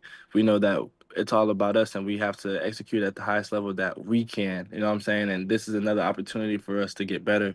And so, like, that's how we're approaching it. And then we'll approach the next week after that. And then, we control our own destiny, as we said yesterday. So, it's still a lot in stake, and, we're going to get it done, man.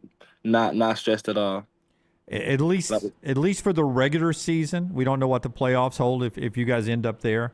But at least for the regular season, it's the last game at Bryant-Denny Stadium for the seniors. Maybe forever. Maybe there's one in the playoffs or whatever. But senior day ceremonies and all that happening this week against Eastern Illinois.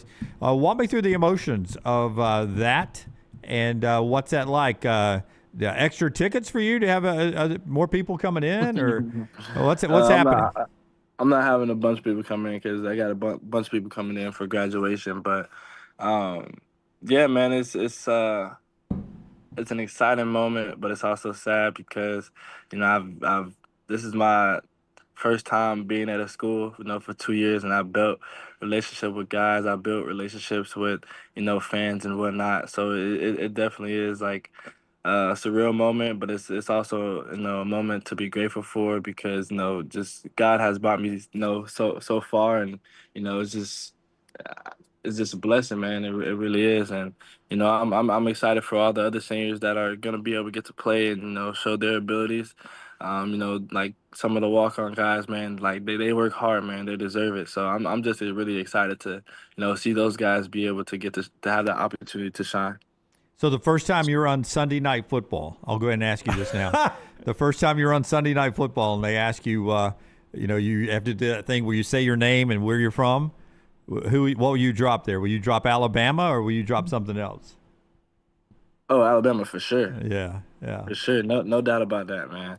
Like, what I'm saying? I love, my other institutions that I've been to, and it has helped me grow into the player that I am today, but I was meant to be here at Alabama. Like, through it all, like, when I tell, like, my story, my testimony, some of the people that know my testimony, they understand why I'm here and how God has worked in my life. So, it's not a coincidence that I'm here. Yeah, I mean, the transfer portal gets a lot of criticism. And look, I get it. Sometimes it's earned that criticism. But there are guys like you that are examples of why the transfer portal can be a positive. And you've certainly turned it into that. Yeah. It's just all about understanding and, following God's rule. And like I said, like, man, adversity is going to strike, man. And adversity strike multiple times. And it was just all about how I was going to respond and if I was going to lean in my faith or I was going to, run away from it. And, I was able to have a great community around me that helped me lean into my faith and, understand the path that I have, that God has for me. So. Yeah, that's great to hear. All right, well, enjoy Senior Day and Eastern Illinois. We'll talk with you next Monday about it all, Jerem. Have a great week, man. Yes, sir. I appreciate you. All right, thank you, buddy. Germie Bernard with us on the Alexander Chenard Trial Attorneys Hotline. He's presented each week by a couple of great sponsors. First of all, Innisfree Irish Pub. When in Tuscaloosa for a game day, be it basketball or football, start it at Innisfree Irish Pub. We don't talk enough about their food. Their food is fantastic. Oh, They've delicious. got that. They've got that dog with the golden sauce on it. Woo, Yes, boy, yes. that thing Tell me is about good. it. Hey, little pregame. I know it is fantastic. Great place for What is drinks that before golden and sauce? after. They call it. Dadgummit, don't know why you put me on the spot. I can't remember exactly the name of it. I don't know, not Brooks the name. says it's called Irish Gold. Irish Gold. Thank you, Brooks. Yeah, that but is what it. is it? I mean, I want to know. Oh, I I don't want to know. make it at home. What do you think it is? I think it's like some kind of like mustard base. Yeah, it's honey mustard type based, but then they add something else to it. Little barbecue sauce, well, maybe? by the name Irish, I'm going to guess maybe beer. Maybe some beer. I don't know. Yeah. But Irish Gold is the sauce. You're right on that. Hot dog is fantastic. Yeah. At Innisfree. It is a great place for game day or any day. Innisfree Irish Pub. And start your day with an energy drink from Form Energy, PHORM. FormEnergy.com to see more. The better choice for sustained energy and focus to go the extra mile is Form Energy. Why is it a better choice? It delivers best-in-class taste using high-quality ingredients at targeted levels, only natural flavors, formulated with natural energy from caffeine sourced from green tea, zero sugar. Form Energy provides hydration and mental clarity. PHORM, FormEnergy.com. Yeah. We are not anywhere Friday. Thanks to all of you that came out Friday to Innisfree. What a great crowd there going into the weekend with Oklahoma. Home game this Friday, so our normal showtime this Friday, 9 to 12 with our friends at Bud Light. Easy to drink, easy to enjoy. But then the next Friday, Black Friday, we're down at Moe's Barbecue in Auburn. Moe's Barbecue in Auburn for an 11 to 2 show down on the plains before the game with playoff implications and bowl implications for Auburn. Alabama and Auburn a week from this Friday. Road show in Auburn at Moe's Barbecue coming up a week from Friday, right before the Iron Bowl with our friends at Adams Beverage and Bud Light. Easy to drink, easy to enjoy. More college football here on the show after Brownie tells you about our friends at Central State Bank. It is a bank that is small enough to know you, but big enough to meet all of your needs. Central State Bank, they have been serving central Alabama, like Shelby County, Tallapoosa County, and all of central Alabama for more than 100 years. Whether you're chasing dreams or building your business, they have the tools, the team, the personal touch to help you win. More than 100 years of trusted service, large enough to serve you, small enough to know you, rooted in community, driven by relationships. It is Central State Bank, member FDIC. Listen, all the talk that we've done so far off the Alabama loss, how impressive Georgia was, the playoff talk and all of that. South Carolina, Texas A&M. As Alabama's coming onto the field to do their stretching and warm-ups, that's the game they've got on inside the stadium on the 4 big screens. And everyone is just amazed. Another turnover in South Carolina scores, and it's 30-3. And even I was recording Ty as he came out for our social media platform, and as he comes running out, the first thing one of the managers was like, and he looks up, he's like, "Are you kidding me?" You can read his lips. Are you kidding me? That's when it was 30-3. When it was 30-3, and then he went and did his pregame routine. Everyone that was standing around watching Alabama warm up was watching that and going, "It's 30-3." And then you see video of Shane Beamer going into the locker room. Yeah. And he's doing this, man. He's doing this. Oh, yeah. With the fans going into the locker room. Fired They're up up. 30-3. And then after the game, he's telling everybody, nobody was taking it for granted and assumed anything had happened. Nobody celebrated. You're doing this going in, Coach. Nobody celebrating. You're doing this going in. By himself, by the way. He had done the post-game or the post-half interview, the halftime interview. So it's not like there's a bunch of players. It's only him going into the locker room doing that. 31-30, they lose. Unbelievable second half. 439 total yards for Marcel Reed.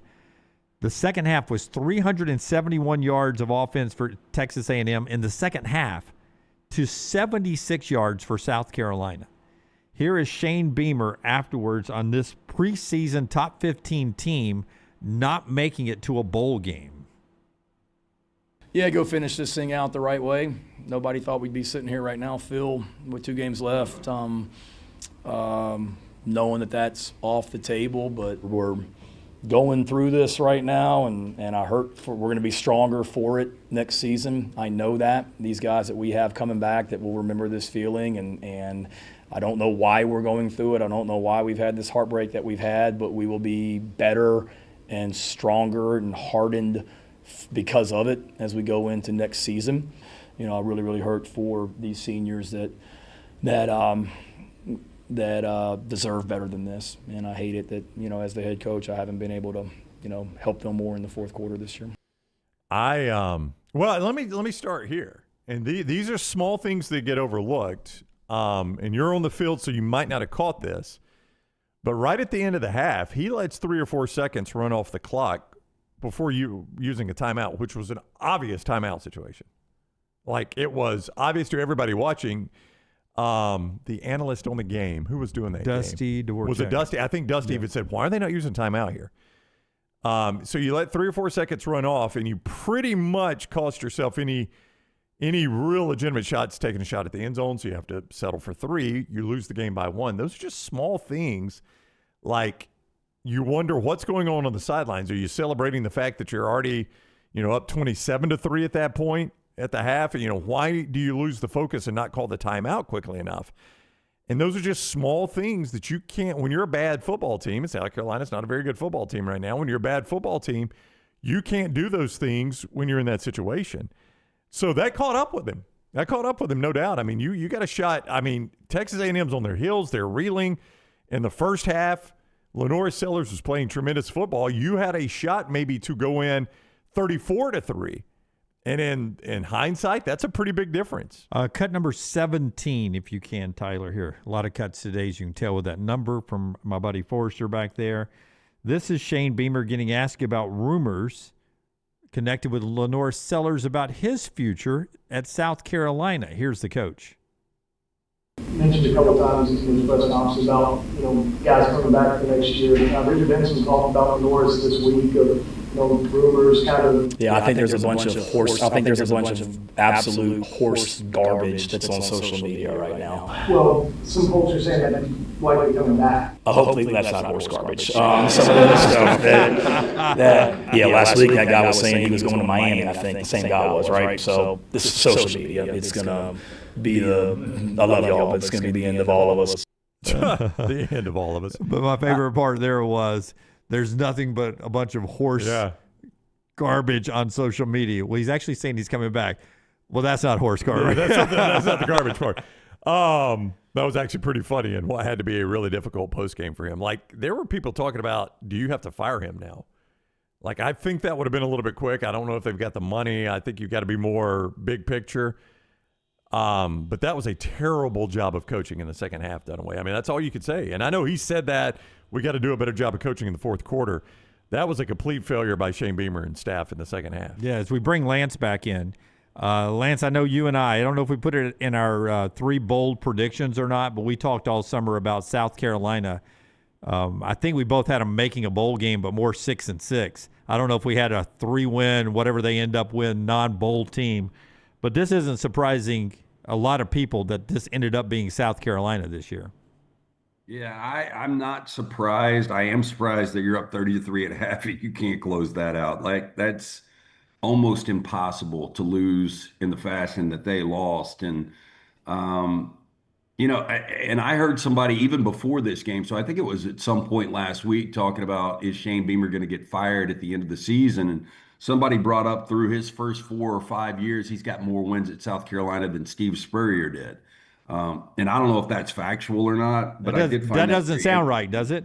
No, it doesn't, because I know he had 3 consecutive 11-win seasons, but maybe that was on the backside of it. I don't know. Well, somebody did bring that up. I mean, Steve Spurrier to me how long was he at South Carolina? 7 years would seem like. Yeah, let me pull up Spurrier's numbers. I would take 7 or under. I don't know how long Spurrier was there. Maybe it was longer than I imagine it. Yeah. While he's pulling that up, LT, you tell us about our friends at Dr. B under that great Rams hat. Is that a new one? Yeah, man. We went. Of course, that whole place is a freaking money grab, SoFi. But went and we were gonna go to the biggest pro shop, which is massive. I actually went to that 2 years ago when I went to take a tour of SoFi and was unable to get in, but the pro shop was open. But yesterday the line was like 300 yards deep to get into the pro shop. But they've got other little pro shops, and so went in and got some gear. And Dr. B though, the best in the business. You start thinning out, he is the guy you need to contact. I did this 4 years ago. I do the 30-minute treatment, non-invasive treatment, 3 times a week on the couch. That's it. My hair has more than doubled in thickness. 205-319-0316. T3hair.net for more information. T3's got that test. It's easy, painless, affordable. Takes seconds to perform. Stop wasting money and critical time while you're losing hair on treatments that aren't working for you. Go find out what will work with Dr. B. 205-319-0316 or T3hair.net. Yeah, coming into this season, he had 29 wins, Beamer did. Spurrier, you kind of forget how bad those early years were at South Carolina because he finished so strong. Also, I guess you forget how long he was at South Carolina. How long was he there? Steve Spurrier coached South Carolina from 2005 to 2015. I did not remember him coaching South Carolina that long. So was that 11 seasons? Yeah, 11 seasons, yeah. Wow. But he started 7-5, 8-5, 6-6, 7-6. Those are his first 4. That still sounds like more for Spurrier than Beamer. No, Beamer had 29 wins coming into this season. I think it's 28 for Spurrier. So that's 7 and 8 is 15, 6 is 21, 7 is 28. There was 1 win difference. Yeah. Now, Spurrier went 7-6. Beamer has now fallen behind, and he can't catch up this year. So Spurrier's going to exit this year ahead of him. And he'll never catch up. Probably not. It does feel different when you lose a game in the fashion, again, that they lost on Saturday. South Carolina doesn't want to get, and I'm not saying he should be fired, but they don't want to get into this coaching cycle. I agree 100%. You don't want to do this if you're South Carolina. Now, well, go ahead. Did you have something else on Carolina? We're going to talk big coaching carousel picture in the next segment. Yeah, that's not what this is about. Okay. I was just going to ask, did you leave that game, though, a little concerned about Texas A&M? That first half for A&M, Marcel Reed was absolutely atrocious. And I know you can't judge based on one half because the second half he was much better. But did A&M show maybe a crack in the armor finally? Yeah. Here's Mike Elko, cut 14. He gets asked what he said to the team at halftime, down 30-3. What did you say at halftime? Honestly, not much. Like all we talked about was, we have an identity of who we are. If we play to our identity, we're a good football team. If we start thinking that's not who we are, if we start thinking we're something else, if we start trying to play a different way, that's not us. That's not who we are. And we're a blue-collar team. We're a physical team. We're a team that has to control the line of scrimmage. We're a team that has to play with a lot of energy, and we just weren't doing any of those things in the first half. And I think the vibes were good. Given all things considered, the vibes were good. The kids believed we were going to come out and win that game in the second half. Whether they really did or not, that was the energy in the locker room. And then obviously, we made some plays early in the second half to get the momentum going, to get the crowd going, and from that point it just kind of spiraled in our favor. I think everybody can have a first half like they had. Their good, though, looks as good as, other than Ohio State, as good as anybody in the country. Yeah, but their good, Lance, is against the bottom of the conference. That's the problem. I just haven't seen them play the top half of the conference enough to know. They've played every team that has fired a coach. They've played that team. Yeah. And then South Carolina Saturday. They're 7-0 against all their conference wins are against teams not in the playoff hunt. Yeah, I mean it's wild that this schedule has worked out the way it has for A&M. And then now they get to play Texas, and I just don't even know how good Texas is. A&M is one of the teams I feel like I know the least about right now. Yeah, I had wrapped my head around A&M. I had confirmed that they had already lost that game at 33. I didn't see any way for them to come back. So I started to, push this forward. Was there a chance that the number 3 team in the middle of November could miss a college football playoff? I don't know what you guys think, but if you lose that game to South Carolina and then you lose to Texas, I think there was a shot they were going to miss playoffs. Especially with the way the day played out after that, with Oklahoma beating Alabama. And now if you got into a 2-loss deal with Alabama and Oklahoma, their resumes would be far better than anything A&M could bring to the table. So A&M would be the cut. Do you have that road win at Notre Dame that, I know they haven't played the best of the SEC. Yeah, I forget about that, honestly. That road win at Notre Dame is a good win. Yeah, it's a million years ago, it feels like right now, but it is by far and away their best win, and Notre Dame's going to be in the playoffs. But I'm with you, Lance. I had started thinking about the same thing. I'm like, oh, gosh, you've just lost to South Carolina at home. Texas is playing so much better. Who knows what will happen tonight against Georgia?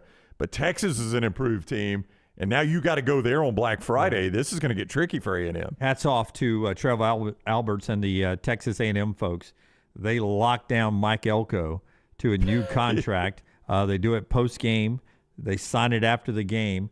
$11 million plus a year in his new deal, putting him top 5 in salaries. Yeah, but here's what's crazy about that. I know you were at Bryant-Denny, so you may not have seen it. I know Lance was, for some reason. I saw it, though, because we were laughing about it, because when it was 30-3, that's right. the report was out there. That was when it broke. That's when Thamel broke the story, was when it was 30-3, and you're like, boy, you want to talk about a horribly timed story. This is it. Yeah. He and his wife signing the deal there with the athletic department. Well done by them. Takes him off the Penn State board. We'll talk about what Penn State may do, what Lane Kiffin may do, what Auburn is doing. Get to our 4 downs, all that coming up in the next segment of the show. That's brought to you today by our friends at Odie's. LT, tell us about one of your favorite places on the planet, Odie's. It's a great place to go. 2 locations, the original in Crestline, newest location in Edgewood. Fantastic food from Rodney Davis at both. He's been doing it for almost 4 decades now. The award-winning wings, delicious burgers, great sandwiches, ice cold beer buckets full of the Bud Light. Of course, the Odie's famous cup cocktails as well. We're there every Wednesday night for Odie's team trivia. But get in for lunch or dinner. Birmingham Institution, it's Odie's Tavern. And our friends at Storm Restoration Roofing, Greg from Pell City, wanting to help you and your family out today.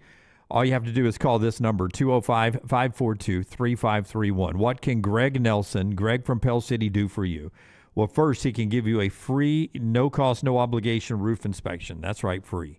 He'll get up there and let you know if you got a loose shingle, any cracking around any pipes or anything like that. Anything that can cause problems for your home. So that's a little peace of mind, because you probably don't even know when the last time you had your roof inspected. So call Greg from Pell City right there, just an entry point into his world, 205-542-3531. Once you've met Greg, you're going to love him, because he's about, as a father of 10, he's about saving you money. He's got a builder's license. He can help you with some small repairs. He also is A-plus rated with the Better Business Bureau. You see his wife, Andrea, on the screen there. They run a great family-owned business. He's great with insurance providers. That's going to help you. He's got some great financing options if you need that as well. Storm replacement, roof replacement, storm damage repairs. He'll do it all for you right there. Storm Restoration Roofing. Greg from Pell City on Facebook, 205-542-3531. Follow Brownie on Twitter and Instagram at Ryan Brown Live. Yo, kinfolk, what's good, man? Let me holler at you for a minute. You know how life can be life. You're out there chasing that dollar. Every dollar is accounted for going somewhere. Then all of a sudden, bam! Out of nowhere, a car accident. All I had to do was hit up my people at Alexander Shannara Trial Attorney. You already know when that dude Alex pulls up the trial, he shuts down the litigation situation. Yo, go to Shannara.com. Hit him up at 659-777-7777. Call me, Alabama. No representation that legal services provided are better than any other provider. What are you waiting for? It's non-stop gaming action at Birmingham Racecourse Casino. Come play more than 900 of the latest and greatest games around, featuring fun bonuses and big jackpots.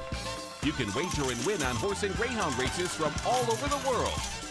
There are more ways to win at Birmingham Racecourse Casino. Birmingham Racecourse Casino, located off I-459, exit 31, Derby Parkway. Must be 21 or older. To everyone who craves a fresh meal made just for you, let our team member Jacob share what's special about Culver's. In Wisconsin, our food comes from the heart, and taking the time to handcraft your meal with care is how we've always done it at Culver's. It's why your Butterburger doesn't touch the grill until after you order. Come to Culver's and let us serve you a Butterburger, made special just for you. From Wisconsin with love, welcome to Delicious.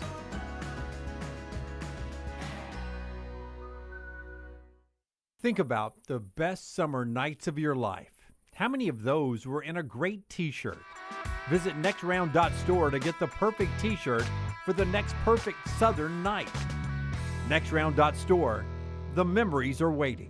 Hey, there's nothing worse than waking up to a plumbing problem. Don't get caught in a flooded house. Call the guys at Hemp Hill Services. Adam, Chad, and the team at Hemp Hill are the only ones I trust to fix it and fix it right the first time. Hemp Hill Services does it right and always at a fair price. For all of your plumbing, cooling, and heating needs, trust the name that Birmingham has trusted since 1954. That is Hemp Hill Services. Call now, 205-229-2090. That's 205-229-2090. Thanksgiving is here, and let the New York Butcher Shop be the place to get all of your holiday meal items. Their premium turkeys are fresh, free-range, and hormone-free. The New York Butcher Shop also has a wide selection of chef-prepared side items to help save you time in the kitchen. Pick up a bottle of wine, and your meal will be complete. Turkeys are selling fast, so place your order today. 2 locations to serve you, in Cahaba Heights and on Highway 119 in Greystone. The New York Butcher Shop. Rare quality, well-done service. Storm season is here. Make sure you have a plan of action in place right now. Greg from Pell City and Storm Restoration Roofing should be your first call when storms hit. Insurance companies love working with Storm Restoration Roofing because of Greg Nelson's name and reputation in the industry. When storms hit, call Greg Nelson. He's local, 205-542-3531. He's the home of the free no-cost roof inspection. Greg from Pell City on Facebook, 205-542-3531. It's Storm Restoration Roofing. Get all your favorite Next Round gear all in one place. NextRound.store. From our Next Round hats to the logo tees to the all-time best-selling Y'all Can Have the Rest shirt. You can look your best by shopping with us at NextRound.store. Take the next round anywhere with NextRound.store. It's bow time. Tired of choosing between sweet and savory? Why not have both? Introducing Bojangles' new chicken and bowberry waffles. The bold Cajun chicken filet you love, now drizzled with a bowberry honey glaze and sandwiched between 2 warm waffles. Which means your favorite meal of the day just met your new favorite dish. And lucky for you, it's served all day. But it's only here for a limited time, so try chicken and bowberry waffles at Bojangles today. It's bow time.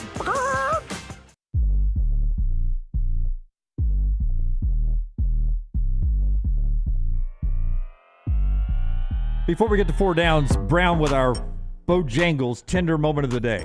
You probably didn't follow this game Friday night. Lance may have because it was in California. St. John Bosco, one of the nation's top teams, number 5 in the country. Just 3 weeks ago, they beat Orange Lutheran 48-0. They had to play them again. 2-8 Orange Lutheran in the playoffs Friday night. What do you think happened to the number 5 team in the country? Oh, it sounds like they lost. Tyler, we don't need them. Upset alert. They won outright. 20-19 Orange Lutheran upset St. John Bosco, number 5 team in the country in the second round of the playoffs. I enjoyed Crazy Merchant upset. Marine beating the Coast Guard over the weekend, too, Fenway, for the right? Commissioners Cup there. That's our 4 downs. Our tender moment of the day brought to you by Bojangles. Bojangles can cater that holiday party for you, or the college football watch party, or high school tailgate. That holiday party, a great idea. For Bojangles, all the great fried chicken, the bow bites, the tenders, the dipping sauces, the sides, the biscuits, they can do it all for you right there. And listen, man, those holiday parties will be great with Bojangles, and you can swing by and get those bow bites right now, including that peach honey pepper dipping sauce. So whether it's breakfast tomorrow, lunch, or dinner today, holiday parties, tailgates, watch parties, make it Bojangles, and always make it bow time. First down. Sports questions in a second, but happy birthday, Martin Scorsese. Favorite Scorsese film? Lance, you first. Yeah, I mean, God, there's so freaking many. I just watched Taxi Driver again for like the 10th time a couple of weeks ago. But for me, it's going to be Goodfellas. I mean, there's a lot of different directions I could go, but I would go Goodfellas. Yeah, Goodfellas. I was going to see if I'm missing something. The Departed, Wolf of Wall Street. But I would probably go with Lance and go Goodfellas, too. Yeah. That's a fantastic flick. Goodfellas, Wolf of Wall Street for me. What about you, Tyler? Probably The Departed. Yeah? That's sort of a weird comfort movie for me. It's like, I got 3 hours to kill on this rainy day. Let me watch The Departed. Yeah. That is a weird comfort comfort movie. There are some people. There are some people that think the single shot in Goodfellas, where they're going into the restaurant, they go through the kitchen, that's one of the best shots in cinematic history. That's because it is. Okay, yeah. That tracking shot through the Copacabana is one of the greatest shots ever made. Yeah. It's typical Scorsese. Yeah. Even though spatially it makes absolutely zero sense. They make 3 rights, so they would have just like ended up in the same place they would. They came in. I've watched that scene a million times. I've never once thought about this. It's a fantastic scene. I'll tell you, though, if you are a Scorsese fan, check out the documentary on Apple. 4-part documentary, really, really good. Second down. Happy birthday, Danny DeVito. Happy birthday, Rachel McAdams. Better career, Danny DeVito or Rachel McAdams? Danny DeVito. I mean, Rachel McAdams had a great career. Danny DeVito, you just go back to, his career One Flew Over Cuckoo's Nest 50 years ago. So 50, 60 years he's been doing it at a high level. Nominated for multiple Academy Awards, I would say DeVito. Was on Taxi, which was a TV show, I think in the 70s, was it? It was with Tony Danza and his wife, Rhea Perlman. Yeah. Andy Kaufman was on there as well. Yeah. Boy, he likes Jersey Mike's too.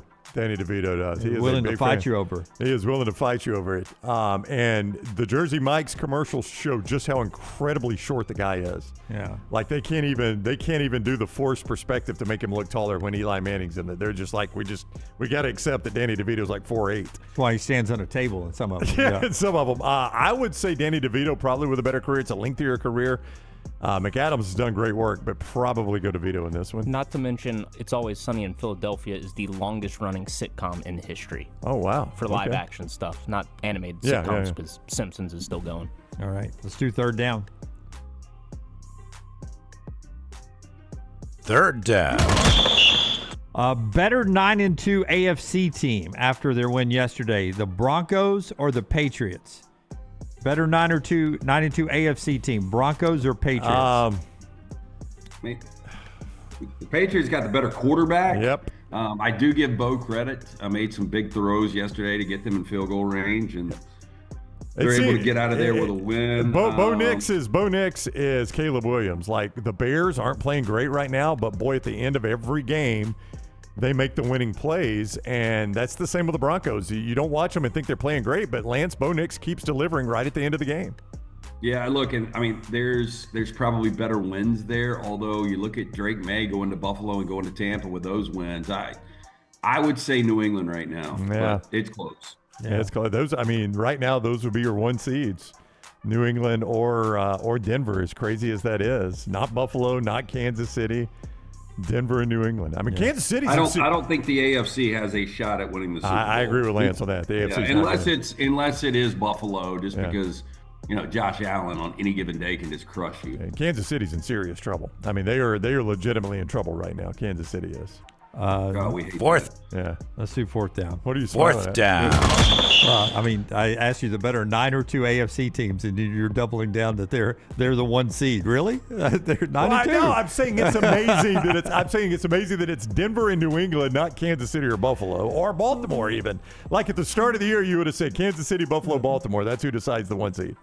Best team in the ACC that can win the ACC championship, because Miami can't even get into the game. And I think they're probably the best team. The best team in the ACC that can win the championship. Is it Georgia Tech, who's got a defensive problem?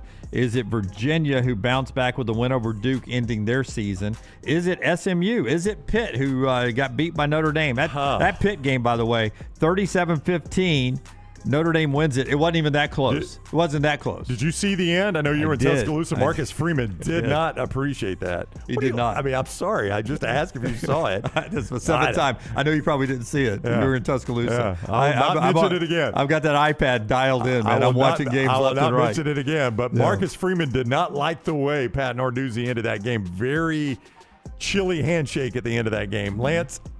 Calculated. That was calculated. Jim has to make it look better, you think, for Pitt? No, I thought it was calculated on the handshake. Oh, was it? Yeah. Okay. It was a short time spent together between those two. Yeah. Lance, Jim has asked the most impossible 4-downs question ever. Who's the best ACC team? I don't even know.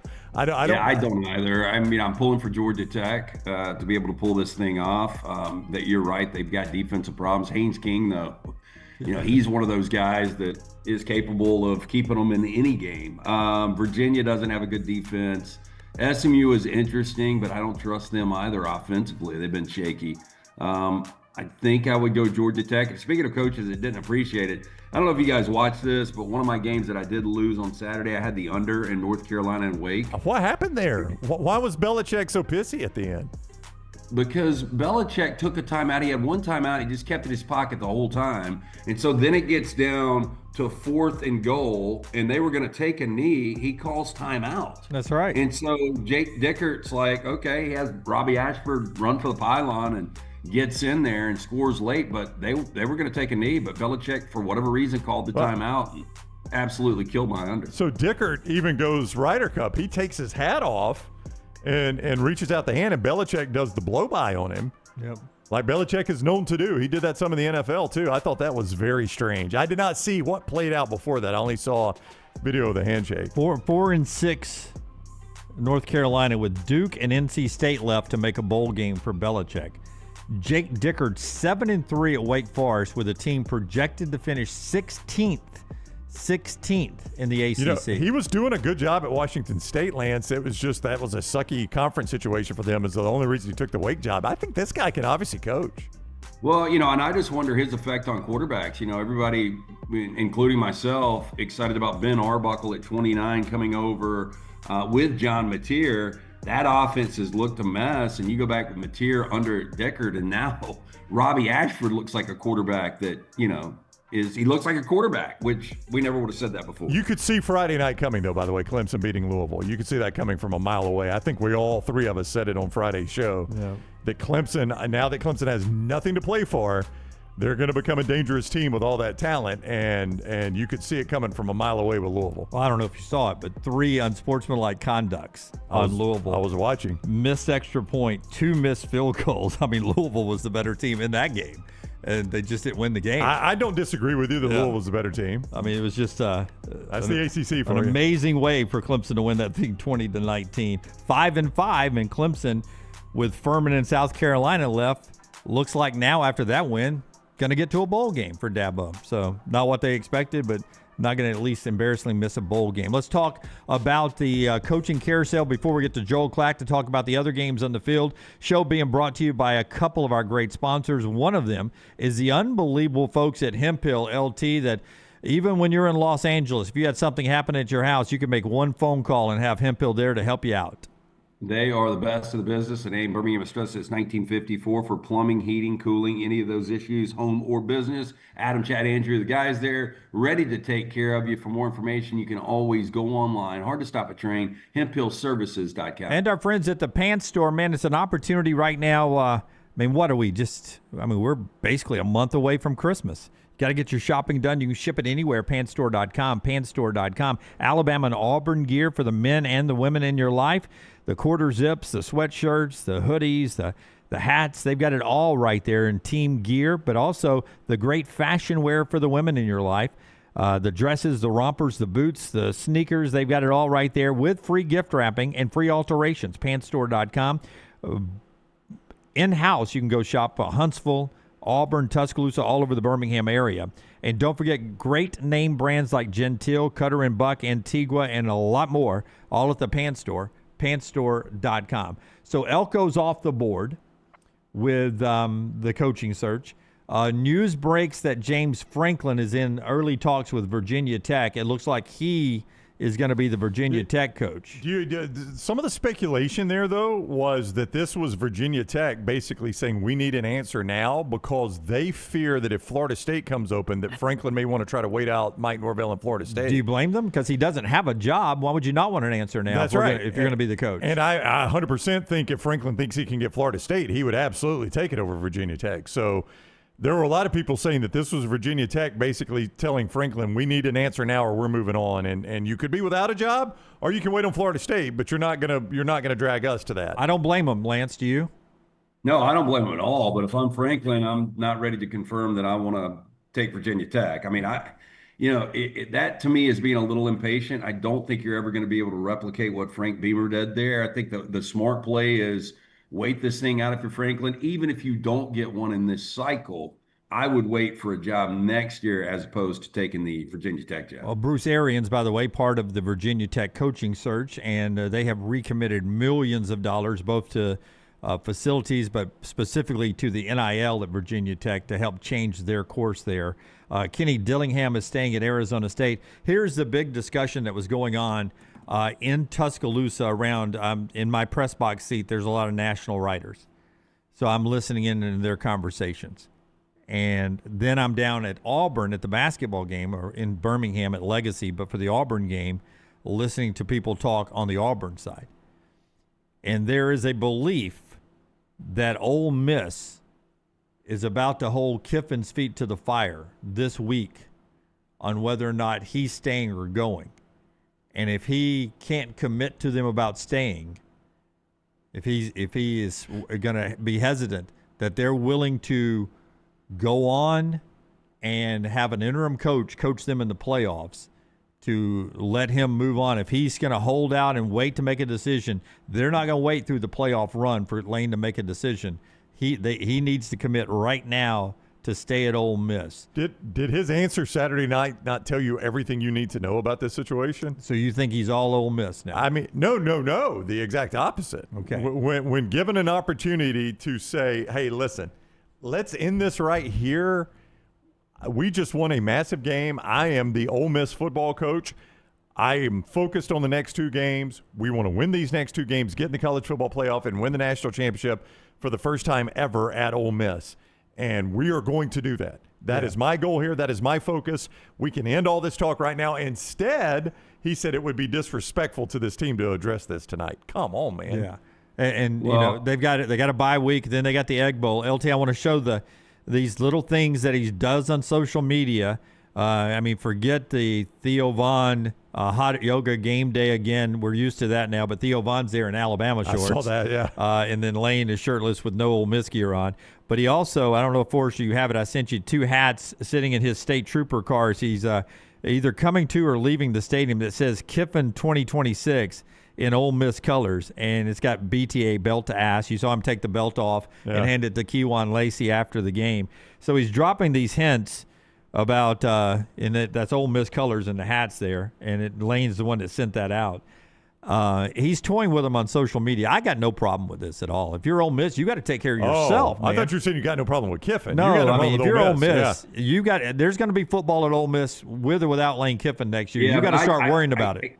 I disagree. I mean, I think it would be idiotic. I mean, Kiffin's the one that's got the leverage here. Like, how would you not let him coach in the postseason? He got you there. If he's leaving, there's no way. Yeah. I mean, it's going to be Charlie Weiss Jr. or Pete Golding for me as the head coach. I think Joe Judge, who is on that staff, might be the guy that it ends up being. I think, from what I've heard over there, I think they may want Golding and Weiss to be able to still focus on their respective roles, and Joe Judge, albeit unsuccessful coaching tenure, has some experience as a coach. Lance, I don't know how you do it. I mean, I know what you're saying. He's the one that got you there, but if he's going to be the Florida coach and everybody knows that, how do you let him coach your team in the playoffs?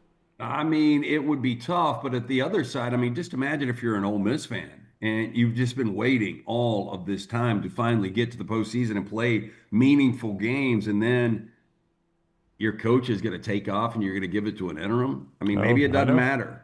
I mean, I get your point too, or y'all's point, and I thought for a minute Florida was going to win that game. Yeah, I did too. Really did. The other tweet he sent, so he sent that one from the trooper car. There was another one that is Ron DeSantis, the Florida governor, posing with Ole Miss cheerleaders, and he retweets that with just a laughy face. The tweet was sent, and Lane may not be the only one that controls his social media. I know he controls it some, but others may have control to it. 58 minutes before kickoff. Yep. 58 minutes before kick. It was like 5:02, game kicked at 6 Central. 5:02, that tweet is sent. And I'm like, even if somebody's controlling your social media, I don't know how good a look that is, that 58 minutes you're goofing off on Twitter before a kickoff. That's worse than playing golf on Sunday afternoon, in my opinion. If you're tweeting 58 minutes before the game. Like you're talking about Hugh Freeze? That's worse than Hugh Freeze playing golf on a Sunday? Yeah. I kind of agree with you. Yeah, 58 minutes before the game. I want you a little more dialed in than being on Twitter. One was winning and one wasn't, which makes the golf worse, obviously, when you're not winning. Here's how this ties into Auburn. Because the Auburn folks that cover Auburn athletics and basketball believe that John Summerall is their guy. Yeah. And if they can't get Summerall locked up before Lane leaves and goes to Florida, there is a belief that John Summerall is also Ole Miss's guy if Kiffin leaves. Oh, I think 100% he is. Yeah. So Auburn may be trying to get an answer before Kiffin makes his decision from Summerall, trying to lock him in down at Auburn so that Ole Miss doesn't get into the mix. At worst case scenario, that it ups the ante, right? It ups the cost of doing business if you've got another suitor out there. So go ahead, Lance. And I was just going to say real quick, Brown, I still think Summerall, all things equal, just because of the angle of his wife being an Auburn grad and still having a ton of friends in that community, probably takes Auburn, but boy, it does get a little trickier because I mean, Ole Miss is in a better spot right now. But as Josh Pate pointed out last night, there has been the discussion is late kick. Josh pointed out, Josh Pate, the discussion around the conference about Ole Miss is a lot of schools that you'd be surprised with their name brand are struggling to keep up with Ole Miss's NIL. That Ole Miss has done a really good job of paying their players. And, you know, if you're a coach, you got to look at that, right? You got to look at where's the NIL working smoothly and they're easily paying players so I can recruit. Not that Auburn can. Auburn's doing a good job, too. I'm just saying that around the league, Ole Miss is well thought of in the NIL game. Is Summerall not in an equally tricky situation, though? His remaining 2 games are at Temple and host Charlotte. I think Charlotte's they're done. awful. They're done. They can't get in the they're tied for the lead. They can get into the conference championship game, but you don't think they can get in the playoffs if they win it? For me, if I'm John Summerall, man, this season has fallen apart on me here. I'm ready to falling apart. They're two loss, right? Yeah, but they're it's only one conference loss. Yeah. They're tied for the lead. South Florida got booted. South Florida's the team that's out of it now because Navy beat them. Yeah, and you got to remember one of their losses is to Ole Miss. That's right. Yeah, James Madison, I don't think is going to have the strength of schedule. I do think it comes down to the American champion. I agree. And right now, Tulane, East Carolina, North Texas, and Navy, I have no clue. I'm struggling with the Southeastern Conference tie breaks. I'm not even going to try the American. But they've got 4 one-loss teams right now. And Tulane. North Texas will be the placeholder tomorrow night in the. It'll be the highest ranked, you think? I think they'll be the highest South Florida got bumped out. That guy at East Carolina, by the way, has done a tremendous job. 7-3, 5-1. Couldn't even tell you his name, but that has been a terrible program of late. So I think Summerall's in an equally tricky situation. Like you've got a shot to play in the American Conference Championship game and make the college football playoff at Tulane. If I'm Auburn, I have no problem him coaching Tulane. I don't either. In the playoffs does Tulane and be my coach. But does Tulane have a problem with that? Yeah. They could have a Coke and a smile if they did. If I was John Summerall. I don't care if I'm Auburn, but Lance, John Summerall's got to make sure. I don't know. We know from what we know of John Summerall, him accepting a job before the American Conference Championship and that leaking out is the antithesis of what that guy seems to be. Yes. That's my only point. Yeah, no, I would agree with that. But, I mean, are you contradicting yourself if you're like Summerall should be able to coach for Tulane, although he's taking another job, but Lane shouldn't be able to coach Ole Miss? I do think it's apples and oranges because I think everybody at Tulane is like, look, the dude's taking an SEC job, Ole Miss, Auburn, whoever, we don't blame him. I think if you're Ole Miss, you're like, this guy's going to a conference job that right now is worse than the job he's got. He's got a program that's in the playoffs, and he's going to a little bit of a rebuild at Florida in our own conference. Those programs are night and day. Don't disagree. But I think what Jim said, Ole Miss thinks they're a player in the SEC now. Based on what you said as far as the money situation, I think Ole Miss has done, they feel like what they think it takes to be a player in the SEC. Well, true or not, that's the way they're going to view it. If I'm Lane, I stay at Ole Miss. Good content. You can catch our buddy Justin Hokanson at Auburn Live, if you want to follow the Auburn coaching search as that continues on. And at least the Sunday after Iron Bowl, we should know something, right? For Auburn? Yeah. Maybe before then, but at least the Sunday after? I mean, if Summerall doesn't make the conference championship game, absolutely. Yeah. He's not going to stick around to coach a bowl game, obviously. Yeah. Interesting coaching carousel. Joel Klatt coming up on the other side. We'll talk to him about everything going on in college football. LT, as we head to break, tell us about our friends at Michelson Laser Vision.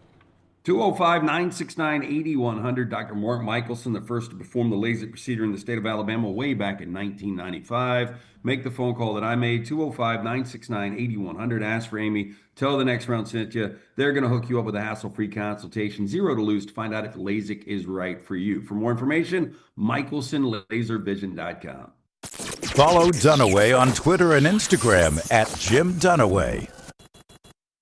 Honey, a while back, life knocked me flat on my behind. I was hit by an 18-wheeler, and Lord of mercy, it left me hurting. Now, I heard through the grapevine that Alexander Shannara had recovered big money for some people. You been hurt? Can't work? Don't sit there suffering. Call my people at Alexander Shannara Trial Attorneys. Ain't gonna cost you a dime, so pick up the phone and dial 659-777-7777 or go to Shannara.com, because when I called, Alexander Shannara answered. Call me, Alabama. No representation made that the legal services provided are better than legal services provided by other attorneys.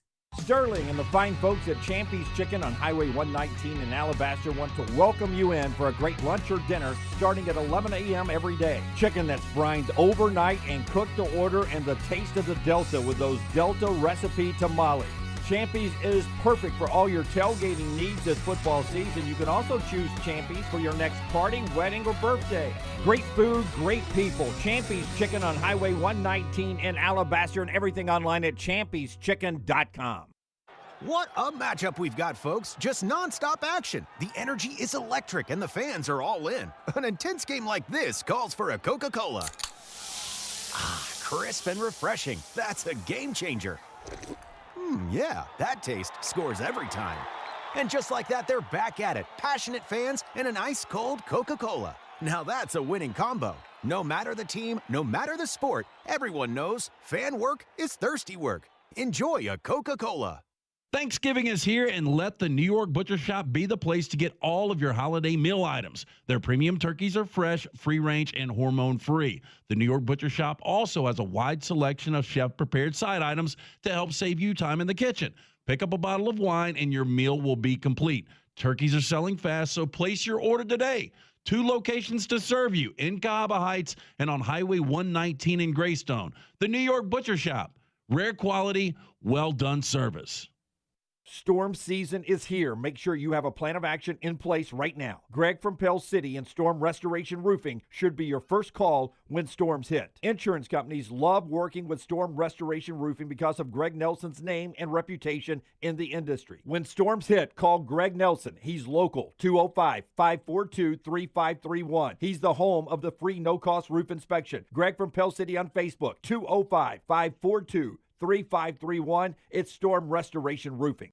Catch up on all today's Next Round on demand through the podcast platform of your choice, Apple, Spotify, iHeart, or Google Podcast, wherever you listen. Always like, follow, subscribe, and turn on automatic downloads so you never miss any part of the Next Round.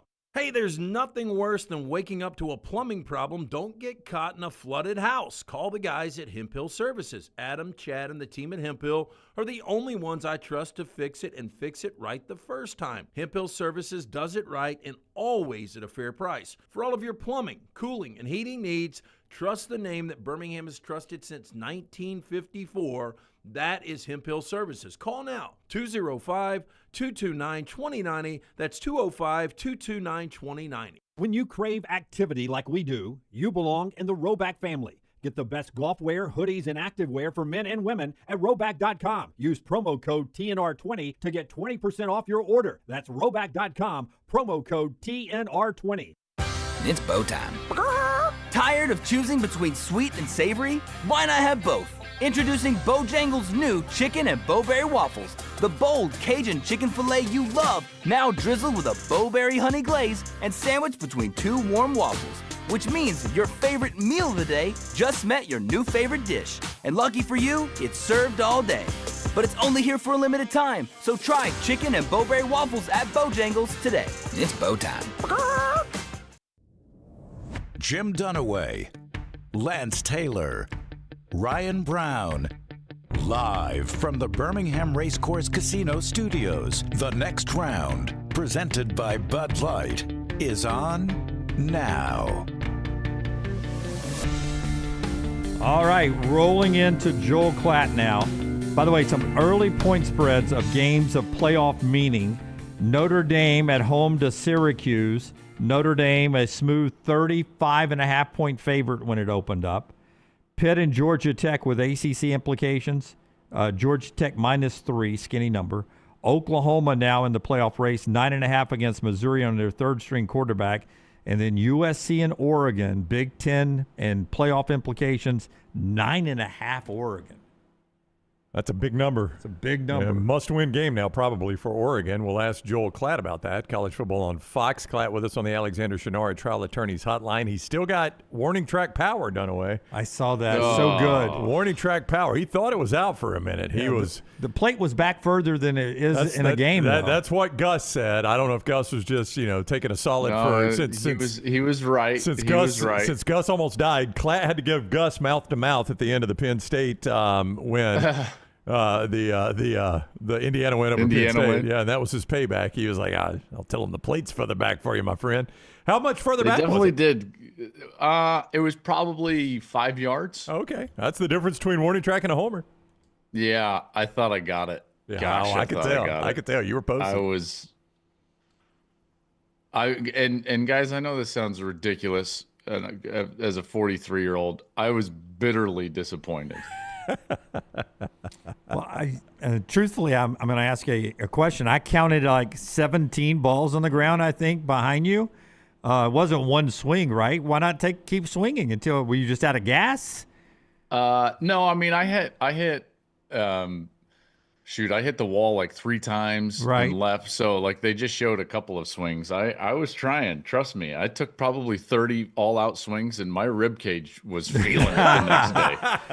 Like a friend of mine, Doug Bell, who now works with PGA Radio, and then I stole it from him in local TV, like you do in local TV, of playing the best holes in Alabama. We'd go shoot that for local TV. Oh, yeah. Boy, a lot of birdies and pars, man. right. I didn't miss many putts in that thing. I'd keep shooting That's until right. I made one. Here we so. are in the middle of the That's fairway. exactly again. Yeah. I thought look maybe at this. I hit this drive perfectly. No, I'm just gonna cut it right off of that lake. And look at that! I've got 8 feet for birdie. a 25-yard bender in the hole. Yeah, Man, look at that. It's weird. These holes are easy. Yeah. So a buddy of mine that was watching the games at the house, we had that one on one of the screens, and he said, I know Klatt from your show. I know Klatt played minor league ball. Did he ever hit any home runs in the minors? And I don't know the answer to that. Did you? Yeah, I hit a few. Okay, I good. hit a few. Okay, good. I was supposed to hit more, which meant that I had to go back to school. That's why Klatt is now on Fox. Yes. Yeah. Yeah, that's right. I That's saw the right. launch Oh, angle, man. though, man. You had the launch angle and everything going on that swing. It was a good-looking swing. I'm a better golfer than I am baseball player at this point, so I was a little under it. And I got to tell you,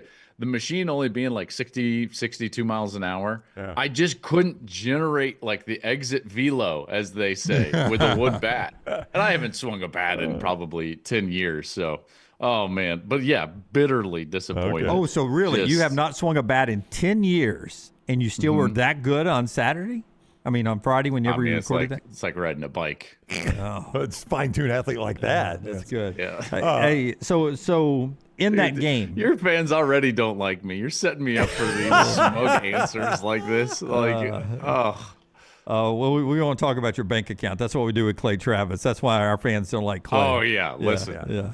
It's hard to pry. Mine isn't anywhere near Clay's. It's hard to pry it out of Clay, though. You never know if Clay's got $1 million or not. No, it's not. He's more than willing to offer that up. Yeah. Oh, Yeah, man. his quote last week was, "I'm down here in my $5 million Gulf Coast home. We're putting in some Wi-Fi and new walls and stuff, and I'm sorry if the connection's bad." That's how he dropped it in. Yes. Of course he did. Of course he did.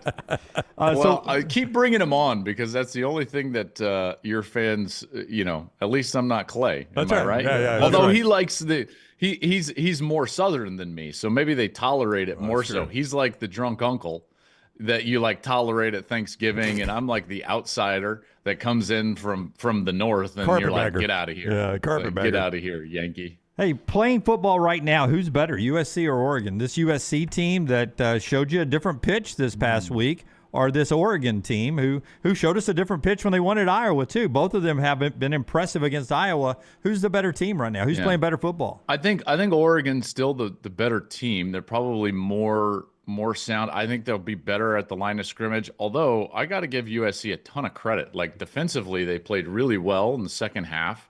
Held Iowa scoreless. And I know like Iowa's not the best offensive football team, but they were a team that was going to specifically threaten USC in areas where they had struggled earlier in the year, namely stopping the run. And more in particular, kind of a straight ahead power running attack on the interior.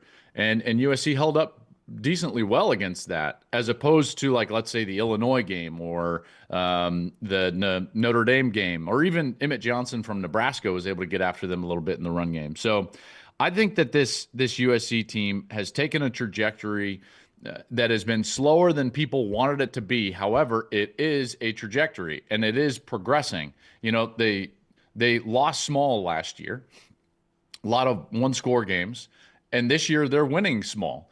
that's something, and winning those one-score games, I think, is the right trajectory for them. They have the number one recruiting class in the country, at least to some outlets, that is coming in next year. That's going to be a good football team. This week, however, Oregon is better. They're better at the line of scrimmage. I do believe that they're more complete, and I think they're actually playing really good football and complementary football. They've been able to win in different areas: run game, pass game, defense, and playing up there is not easy, guys. I know Indiana went up there and won, but that is not an easy place to play. Is this a must-win now? I mean, Alabama has played themselves into a situation where Alabama fans have to start worrying about these games, Klatt. And I'm going to ask you about two of them. But is this a must-win in your mind for Oregon? If they are a two-loss team, do you think they have some issues getting into the playoffs? Yeah, like I think every two-loss team. Let's say Notre Dame at two losses. I don't think we can just put them in, because what if Miami has two losses? There's all these head-to-heads that are odd now because of Oklahoma's win over Alabama.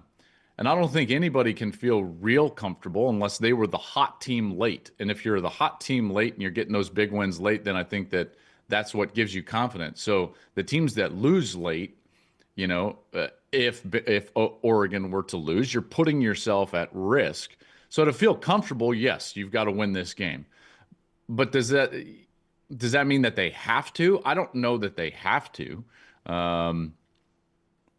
That being said, it's a foregone conclusion. It's 100%. If they win at 11-1, they're going to be in. Well, I think another team that you have to, at least record-wise right now, worry about is Michigan. You just saw them. Now they're going to be without Justice Haynes. I know it's dangerous to say there is and Marshall. Yeah, and they've got a quarterback that is just not throwing the ball very well right now. They're a mess of a team, honestly. Yeah, it's so odd because, and I talked about this in my show that came out today. They're really young. I don't know if those that don't really follow Michigan understand how young they are. They got 6 freshmen starting on offense.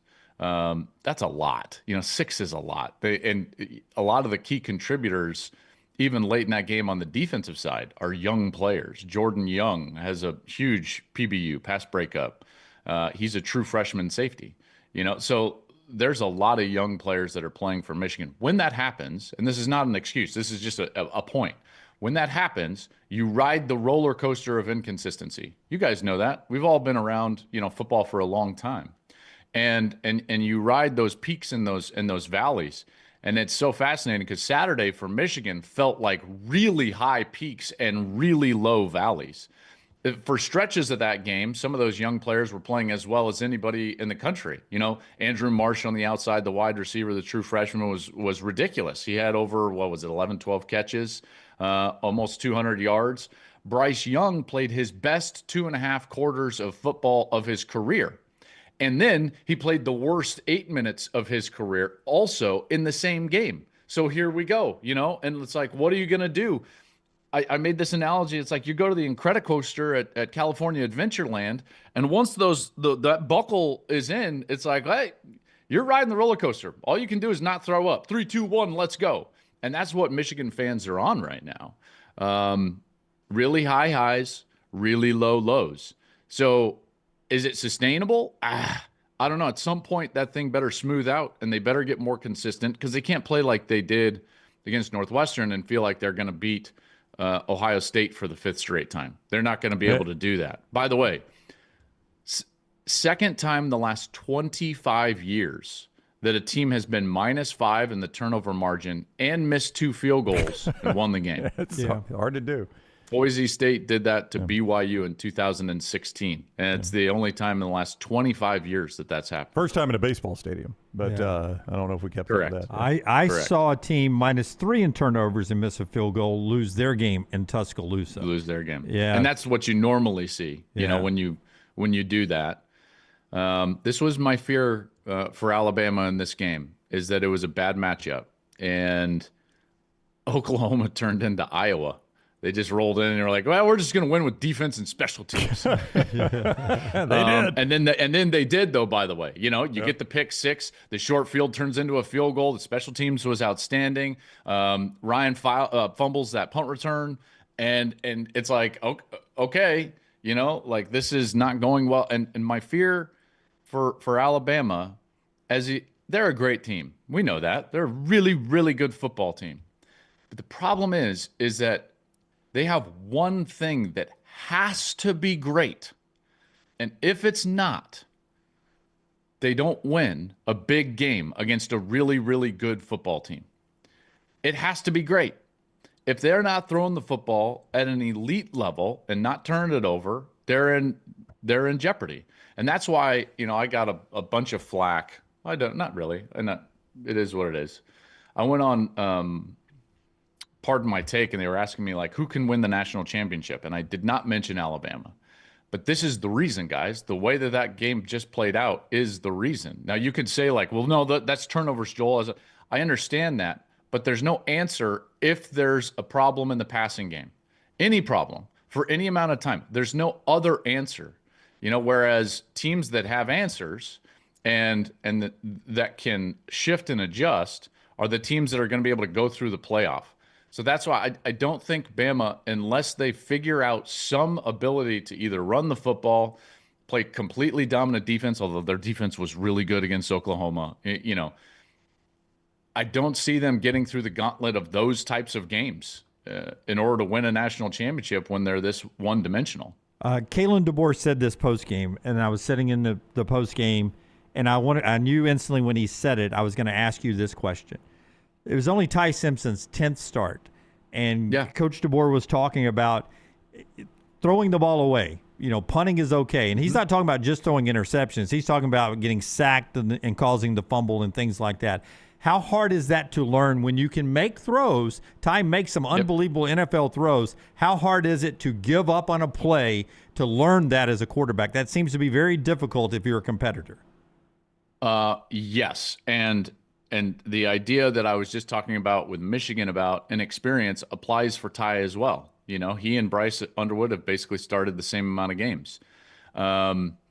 And so there is going to be that inconsistency, and he did make a couple of mistakes. Now, that doesn't mean that he's not elite. And some of the throws he makes, guys, off the charts. Like, take him first in the draft, off the charts.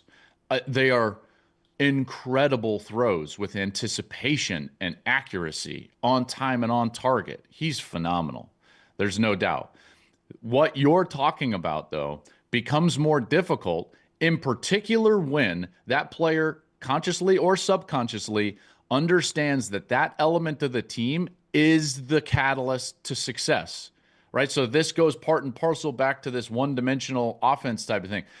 Whether Ty knows it or not, or consciously is thinking about this or not, you know, if they're not successful in the passing game, they're not going to win. They're not going to move the football. They can't run it. They cannot run the football.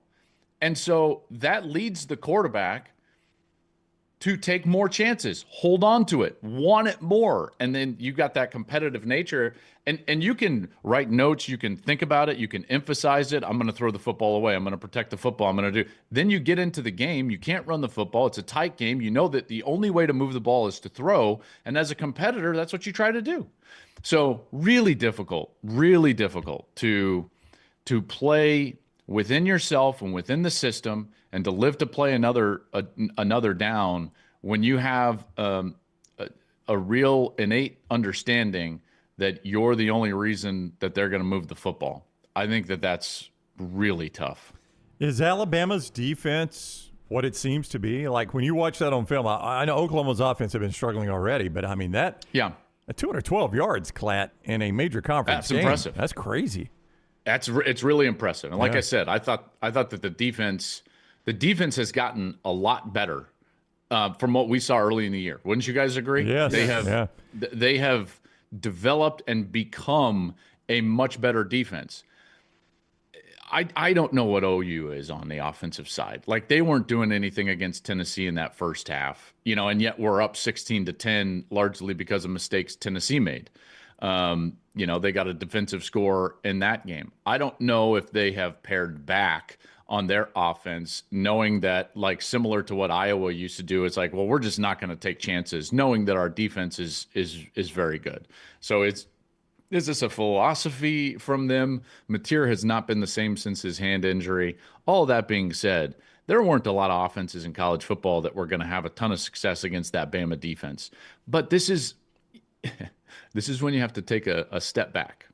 And if you're Kalen DeBoer, and you've got to look up and you've got to evaluate with, I think, clear eyes, what is our defense? Are they this good? Because if they are, let me tell you what you can't do. Expose them. And they were exposed on Saturday, not by the opposing offense, but by the situations that they were put in by their own offense. You know, if you look at the best defenses in the country right now, their offenses protect them. Namely, and people always hate when I bring them up, Ohio State. Yeah. They're seeing some of the fewest snaps in the country. Guys, remember I talked about this when I was talking about Tennessee, and the nature with which Ohio State is playing is going to lead their defense to see like a game or two worth of snaps less than other defenses around the country. So if you're Alabama, you've got to evaluate, all right, who are we, where are we going, and how are we going to get there? And if they do that, and they believe that this defense is as good as what we all see on Saturday, then offensively, I'm not saying that you're not going to throw the ball, because you are, but your quarterback better change the way that he plays in terms of putting the ball in harm's way. Yeah, to Klatt's point, interceptions. To Klatt's point, 51 snaps for Oklahoma. My gosh, you hold the team to 51 snaps. I don't know how you lose the game other than what you said. Yeah. Must-win game now for Alabama at Auburn. Texas and Georgia. I've seen Georgia twice in person now.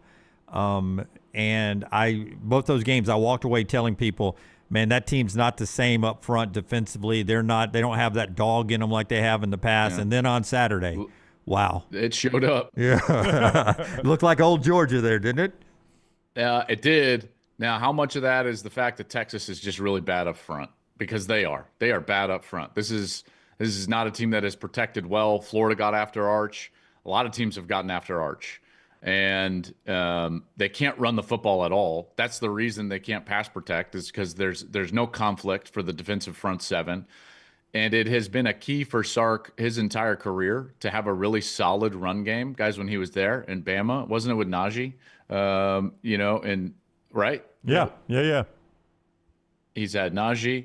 Going all the way back to Washington, he had Bishop Sankey, who was really, like, he's always had an excellent run game. And it's been the understated version or element, I should say, in the offense to keep them two-dimensional, balanced, and allow them to protect and then throw the football down the field off of play action. Without that, they've just turned into a drop-back team that can't protect.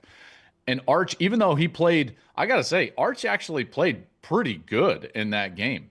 I thought he played pretty well in that game outside of the interception throw, but he brings them all the way back. It's 14-10, and they're doing everything they need to overcome some of the penalties and mistakes that they have had, and they've got all the momentum. And then, guys, they got the stop. It's 4th and 1 at the 35. That's a stop. That is a punt 99.9% of the time, and Kirby goes for it. That's Kirby's superpower right there, is that this dude has an amazing feel for the moment. He trusts his players. His players trust him. Gunnar Stockton is an absolute war daddy in big moments. 4th down against Tennessee, now 4th down against Texas. 4th and 1 at the 35? That is not a go. There's not an analytics book in the country that would tell you to go for that. Maybe I'm wrong, but my goodness, finally Texas has some momentum on offense, and you're going to give them the ball at the 35, and that ensuing drive could take the lead? No way. That's not a go. And he goes, and then he goes again on 4th down, and Gunnar draws him off with the snap. Then he's got the onside kick. And you go from Arch getting all the momentum, scoring with about, 5:20 left in the third quarter. It's 14-10, and he didn't touch the ball again until like the 8.5-minute mark of the fourth quarter, down 28-10. Wild, man. I'm telling you. It reminded me of the way that the Dodger players spoke about Dave Roberts after the World Series, when they were saying, like, Dave trusts us, so we trust him.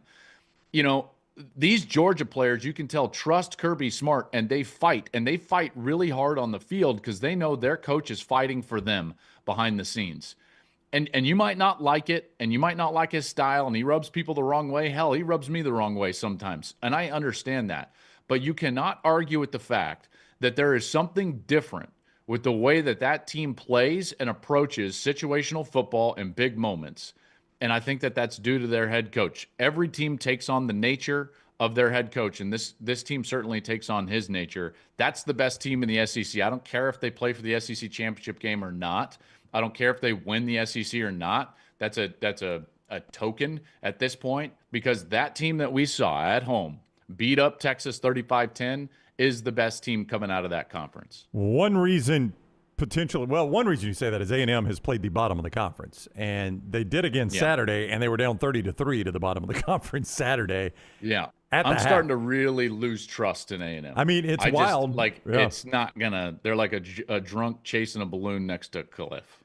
But, okay, a drunk chasing a balloon next to a cliff. Okay. Wow. That's a line from an old Rick Riley article. Okay, there you go. Wow. But, I mean, it could have been worse. Like, South Carolina dropped – they could have had 5 picks in the first half. Easy, Klatt.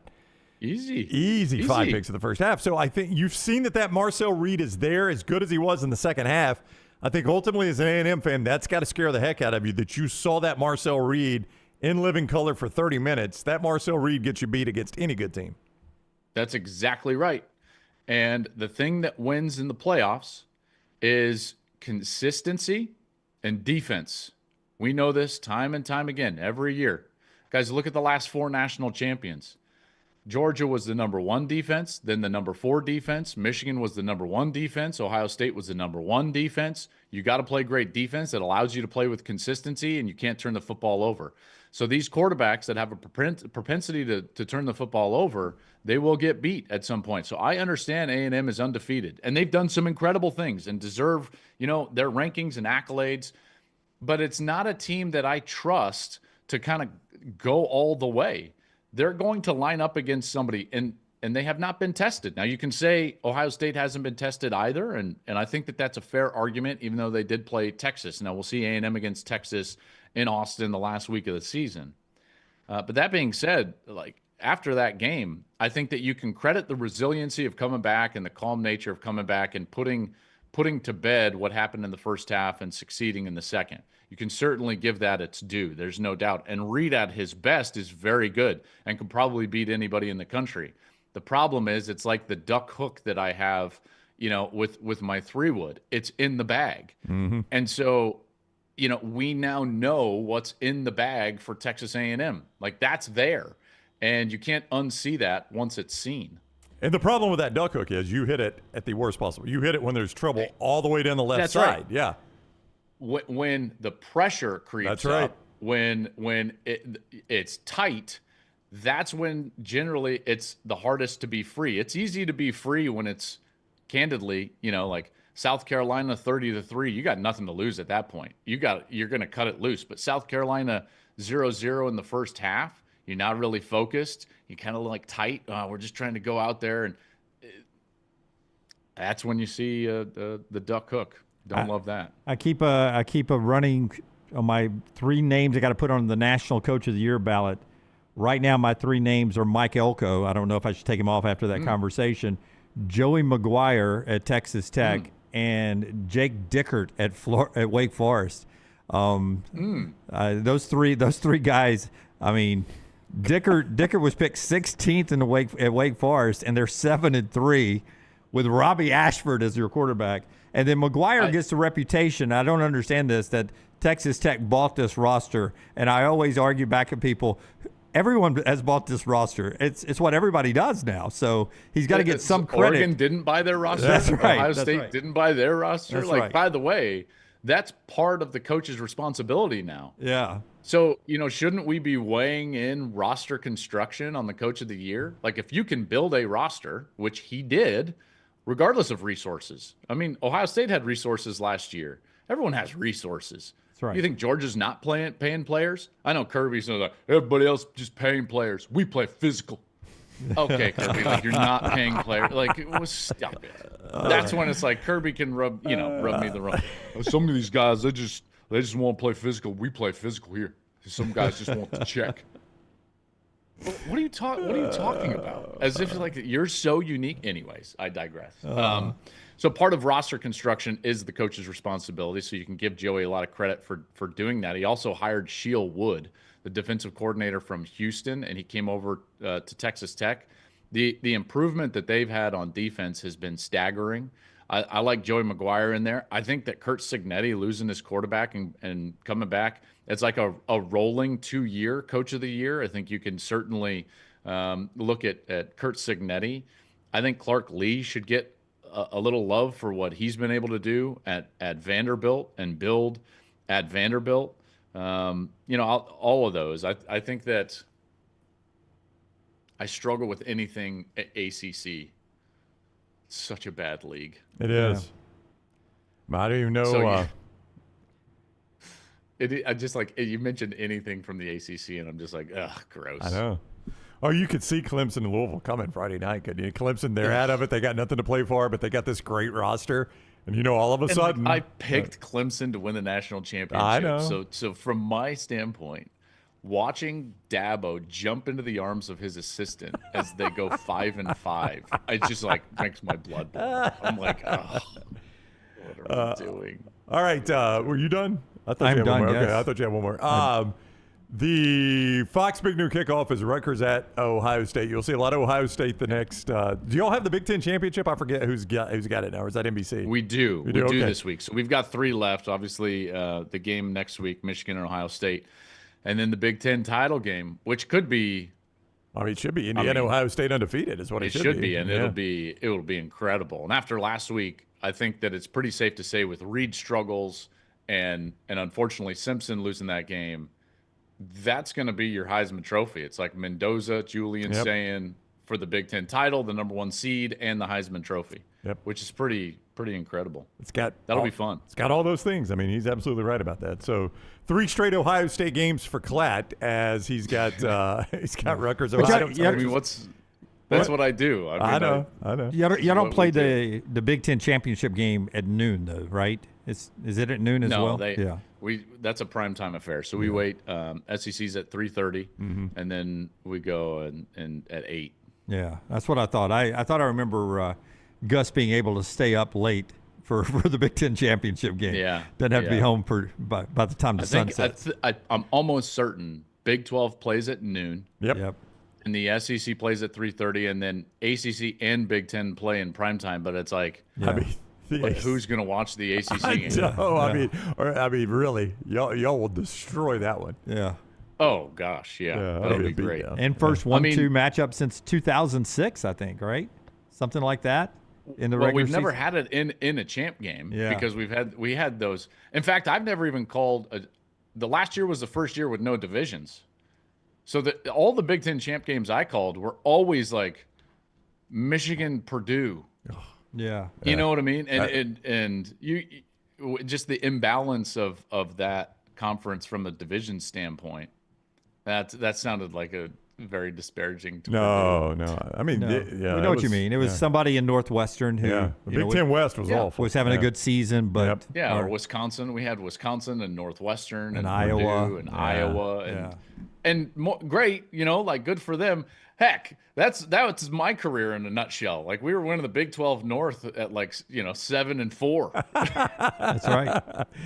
All right, big new kick. Rutgers at Ohio State on Saturday. We won't ask Klatt about the SEC Saturday schedule. It is atrocious, but we don't have time for that, Klatt.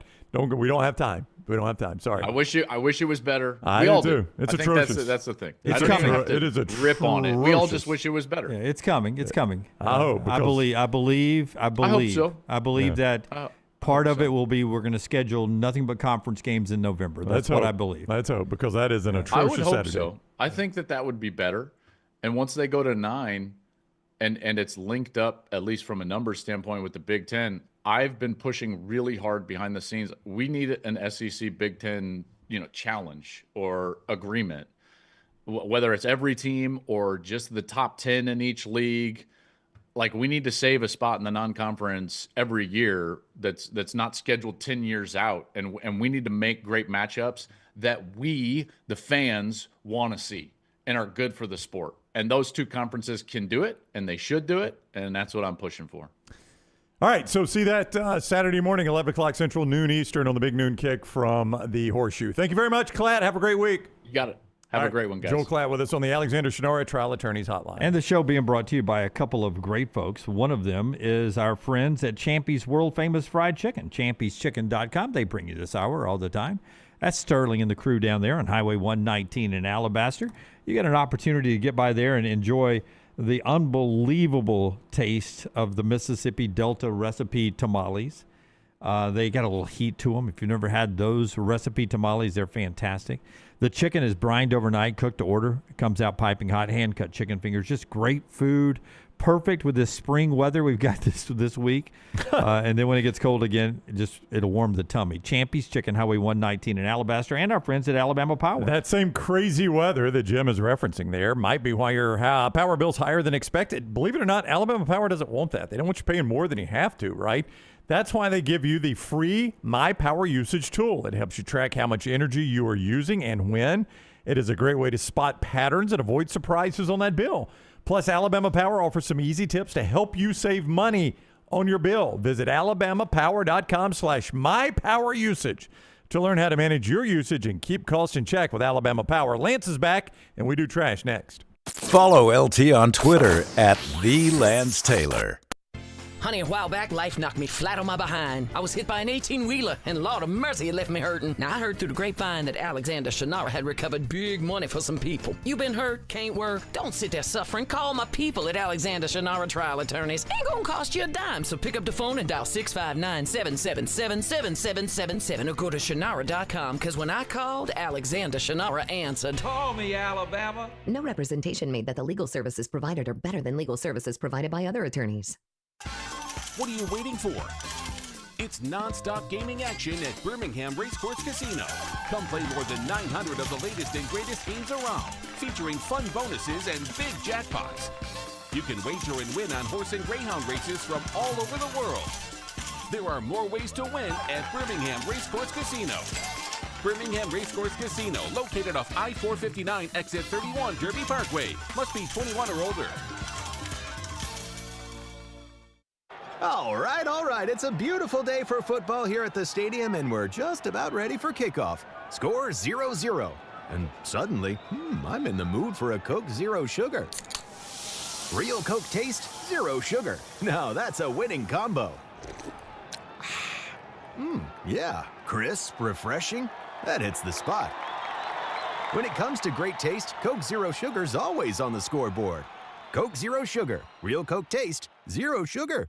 Hey, let me tell you about our friends at Urology Centers of Alabama. Compassionate and comprehensive urological care with 35 physicians, 17 locations across Alabama. Their patient-centered approach to all of your urological needs. Remember, they've got that new men's health center. It is beautiful, helping men with a wide range of sensitive male issues in a comfortable environment. You can always go online, visit urologycentersalabama.com, schedule an appointment with one of their many urologists today. Thanksgiving is here, and let the New York Butcher Shop be the place to get all of your holiday meal items. Their premium turkeys are fresh, free-range, and hormone-free. The New York Butcher Shop also has a wide selection of chef-prepared side items to help save you time in the kitchen. Pick up a bottle of wine, and your meal will be complete. Turkeys are selling fast, so place your order today. 2 locations to serve you, in Cahaba Heights and on Highway 119 in Greystone. The New York Butcher Shop. Rare quality, well-done service. Twin Peaks is the best in the game. Here, you're in the red zone for every college rivalry and divisional matchup all season long. I mean, where else are the scenic views as good as your view of the game? Only at Twin Peaks, the #1 sports bar. At Central State Bank, we are large enough to serve you and small enough to know you. Manage your money with ease, whether it's mobile banking, hassle-free checking, competitive loans, business solutions, or personalized financial advice. We're your hometown bank with big-time service. Visit us today and experience banking made simple, because at Central State Bank, you come first. Member FDIC. Catch up on all of today's Next Round on demand through the podcast platform of your choice. Apple, Spotify, iHeart, or Google Podcasts. Wherever you listen, always like, follow, subscribe, and turn on automatic downloads so you never miss any part of the Next Round. It's bow time. Tired of choosing between sweet and savory? Why not have both? Introducing Bojangles' new chicken and bowberry waffles. The bold Cajun chicken filet you love, now drizzled with a bowberry honey glaze and sandwiched between two warm waffles. Which means your favorite meal of the day just met your new favorite dish. And lucky for you, it's served all day. But it's only here for a limited time, so try chicken and bowberry waffles at Bojangles today. It's bow time.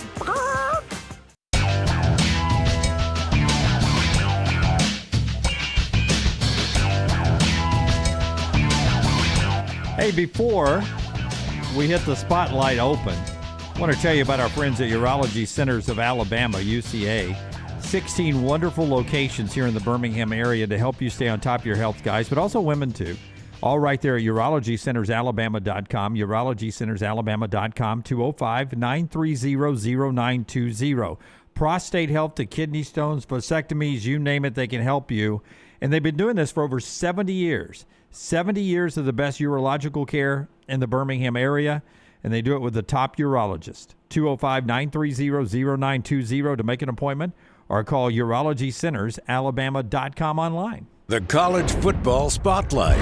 Stock up, stock down. College football stock report. It is the Shannara Spotlight, presented each day by our guy, Alexander Shannara, trial attorneys. Birmingham born, Birmingham bred. He wanted to create a firm that could handle anything his community of Birmingham faced. He has done just that. You know, they handle personal injury claims by now, but they also handle fire and storm damage claims, bad drug and device claims, a lot of things that might surprise you. You just think of on the personal injury front, they do much more than that, and they've recovered more than $2 billion for their clients. You want to learn more? Shannara.com. When you're in need of an attorney, Shannara.com. You don't pay a dime unless they win your case. Shannara.com. He is Alexander Shannara. Lance is back with us from Los Angeles. Lance, give me a stock up and stock down on our stock report. Yeah, stock up for me is going to be the Georgia Bulldogs. Again, the way Gunnar Stockton is playing right now, Nate Frazier back-to-back really good games on the ground. The defense, although they're not putting up the numbers as far as sacks, rounding into shape a little bit. I mean, they've won since the Alabama loss 4 of their 6 games by double digits. And they should close out the regular season at 11-1. So I think Georgia, last week, I think I asked the question, do you think they could win a national championship? I think they kind of answered it this past week in the fourth quarter. Stock down is going to be on the other side of the SEC, South Carolina, blowing a 30-3 halftime lead. You just don't see that. Like, I don't know what the win probability was for the Gamecocks going into the third quarter, but it had to be 99%. It was biggest comeback in school history for A&M, and just another bad loss for South Carolina this year. The win probability had to be impacted by the fact it was South Carolina, no joke. I mean, they find ways to lose games historically. Like I know I agreed with Lance earlier. I kind of started considering what this loss would do for A&M. But Lance, there was also part of me that, like, if A&M takes this opening kickoff and drives down and scores and makes it 30-10, they'll win this game. And in fact, they took the kickoff and they quickly went down and scored and made it 30-10. Yeah, that was I can't.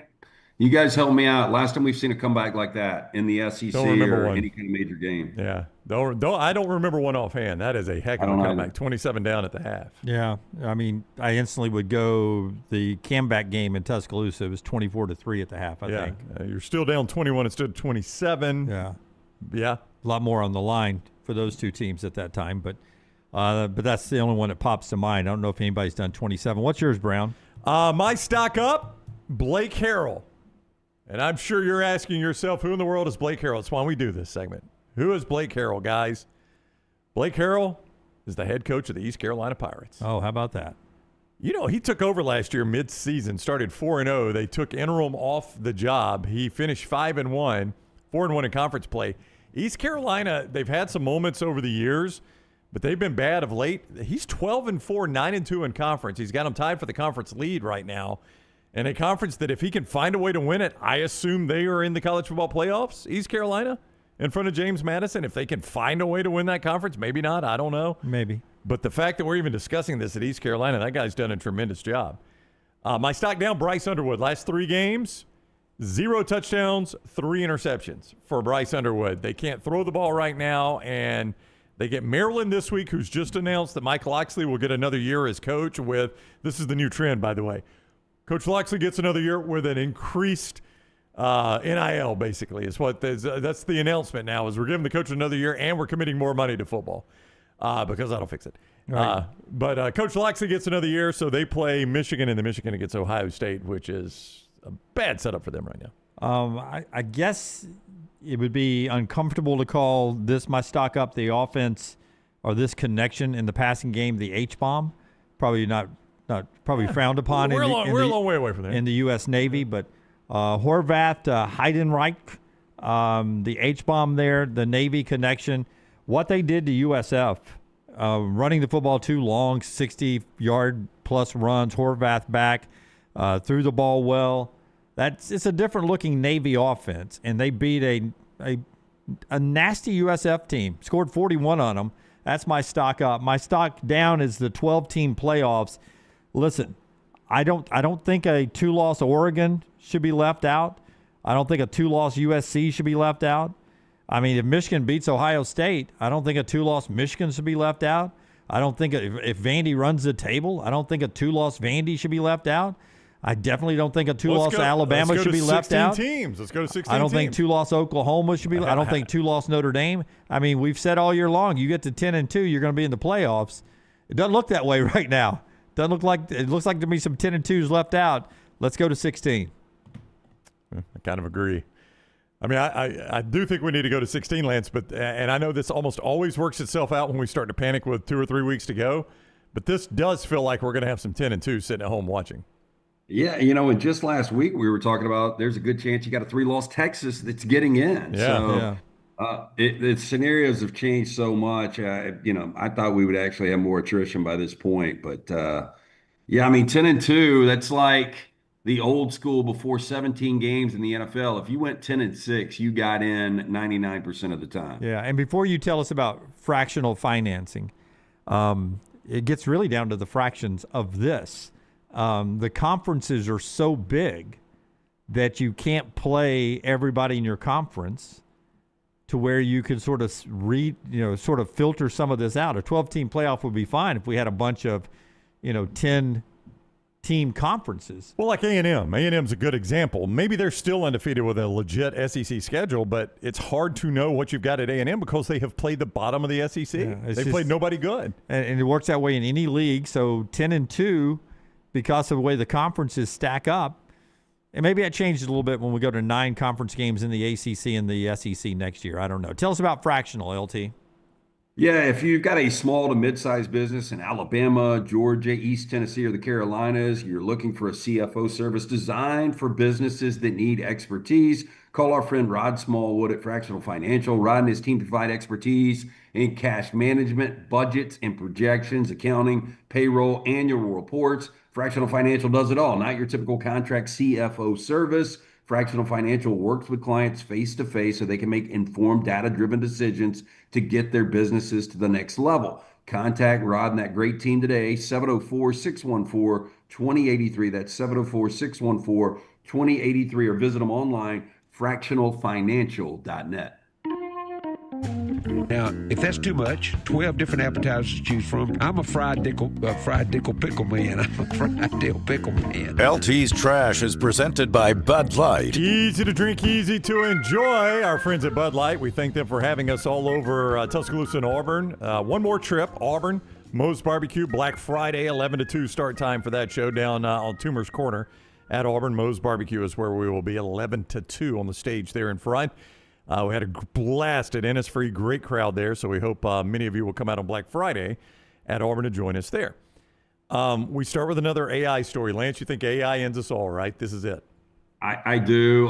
Let me give you guys an example. Yesterday in SoFi, and I don't know how much of this is AI, it's just technology and where we are. This is so weird. So there was one of those to-go markets, like the food lines had gotten so big at different places, and so we were just going to grab a hot dog and a beer. But when you walk in, they've got two like agents sitting there that are scanning your credit card. So I pull phone up, show them credit card, they let you in, you get whatever. When I'm walking out, there's one agent at the gate, and I'm like, how do we check out? Oh, you've already checked out. Yep. Well, what do you mean? Well, we saw your card, and the eye in the sky knows exactly what you've got. I did the same thing at LAX, except without the people, Lance. You just scan your card, walk in, get what you want, walk out. There's not a soul in there, and it's all facial recognition. I mean, it's pretty wild. And then I mean, you know me, I check my credit card bill, and I'm like, oh, they got it right. Well, what if you put it back down? I don't know. Get it right? Good question. And I have no idea, but I mean, again, you can't be a criminal on the run. Like back to Tyler talking about The Running Man, very disappointed it wasn't good because I did want to see it. But like it would be impossible to be on the run now with the facial recognition. Okay, well, maybe AI is not all bad. You guys tell me if you like this. A new AI company drawing comparisons to Black Mirror. They've unveiled an app that lets users create interactive digital avatars of family members who have died. The company went viral after their founder shared a video showing a pregnant woman speaking to an AI recreation of her late mother through her phone. The clip then jumps ahead 10 months. The AI grandma is reading a bedtime story to the baby. Years later, the child, now a young boy, casually chats with the avatar on his walk home from school. The final scene shows him as an adult telling the AI version of his grandmother that she's about to be a great-grandmother. Thumbs up, thumbs down. We'll start with you, Lance. Thumbs up, thumbs down on this one. Look, I remember this episode of Black Mirror well. I've seen it a couple of times, and very, very disturbing. I know this is not to that level, but no, this isn't necessarily cloning, but this is a thumbs down for me. Thumbs down. It wouldn't excite me at all. I mean, because I know it's not them, so I don't understand why you would get excited about it. I don't know if your kids met all their grandparents. I don't know if they did. Okay. Yes. But imagine if your kids didn't meet all their grandparents and you've told them the story about your grandmother who was beloved in the family, but she never met her, and now Harper gets to talk to her or an image of her. Harper might like that. I don't know. I could take her to Build-A-Bear too, but we're really not building a bear. That's really not her grandmother. I mean, we're not really building a bear, though it's in the name. Like, I did have grandparents that I never met. Yeah. So in that regard, it might be kind of cool. But the problem is you form this relationship, and then you've got like human emotions towards AI. It's just, I don't know. It's not natural. All right, we got a lot of thumbs down. Tyler, you also thumbs down on this one? Thumbs way down. Okay. I'm not sure which is worse. These AI companies actually being profitable and that bubble eventually bursting, or the AI bubble bursting and us going through some severe economic turmoil, or this Black Mirror stuff actually existing. Both working. sound horrible to me. Okay. Here's a turn of events here for a Pennsylvania man. He is being hospitalized after his dog, allegedly, we're going to say this allegedly as if the dog could stand trial for this. I guess maybe we just need to look into the whole story here. So it's been confirmed. Oh, has it now been confirmed? We can change the story. All right. Pennsylvania man now hospitalized after his dog fired a shotgun at him, injuring him in the back. Shot him in the back. The dog's a coward. I love the photo we use.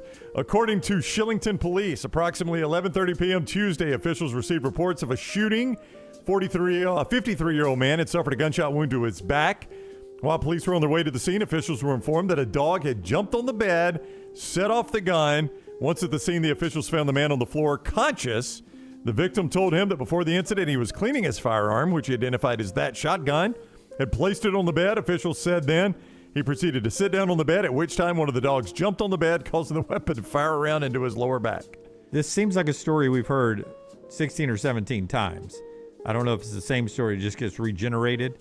Like the hook when you're out kissing a girl at 16 on a dark lane and you get back home and there's a hook arm hanging on the door because there was a murderer on the loose with a hooked arm. Oh my God! You've seen that story multiple times. Y'all never heard that story? I've never seen it once. That's a very never heard that story? No, I have not. There's a murderer on the loose and he's got a hook arm, and then you're out making out with a girl back in high school, and then you get That was home a and you movie, go walk Jim. around That was called to. I Know What You Did Last Summer. You go around and open the door, and there's a hook hanging in the arm. You were that close to being killed. Oh, wow. I think I've heard this gunshot story 1,000 times. Yeah. Maybe it just happens a lot. No, we have had this story multiple times on Trash, and it's pretty amazing. I don't know how a gun discharges with the dog just jumping on the bed. But by the way, he sucks at cleaning a weapon. By the way, you don't clean it with a loaded chamber. Absolutely, yeah. But if you do go to the hospital, you've got to report, or they've got to report gun or knife wounds. So I guess you got to come up with some kind of elaborate story. I don't believe this though. Well, police are still investigating, but Tyler says it has now been confirmed. It was confirmed when I double-checked last night. By the way, update on the man. He's going to have a couple of surgeries, but they think he's going to survive, so I guess he's going to be okay. What about the dog? The dog, they took the dog to prison. They cuffed him, and they took him, and he's in there telling him, I'd do it again if I had to. I tell you, this is the easiest. I don't know why the dog's talking like this. This is the easiest time I'll ever do. That man wouldn't even feed me. I get three hots and a cot here. Yeah. I don't know why the dog talks like that, Tyler. By the way, the Italian Greyhound, maybe. Yeah, the hook hand on the door urban legend is about a young couple parked in a car who hear a news report about an escaped killer with a hook for a hand, and upon driving away, they find the bloody hook still hanging from the car handle. This chilling tale first emerged around the mid-'50s and was popularized through an oral storytelling, a 1960 Dear Abby column. Oh, wow. And has been around ever since.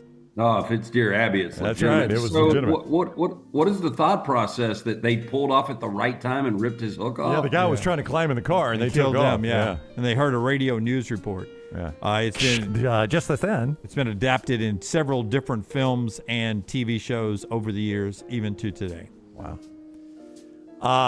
We have video of this one, the 9 thieves getting out of the car. All right, so Scott's going to show the video. Are they in clown face? Well, it is like a clown car. 9 masked We're seeing some thieves unbelievable causing footage out of piling out of a single sedan. My Lord, how did they get them all in there? Even out of the trunk. In the trunk. 2 of them in the trunk. They rob a building allegedly in Virginia.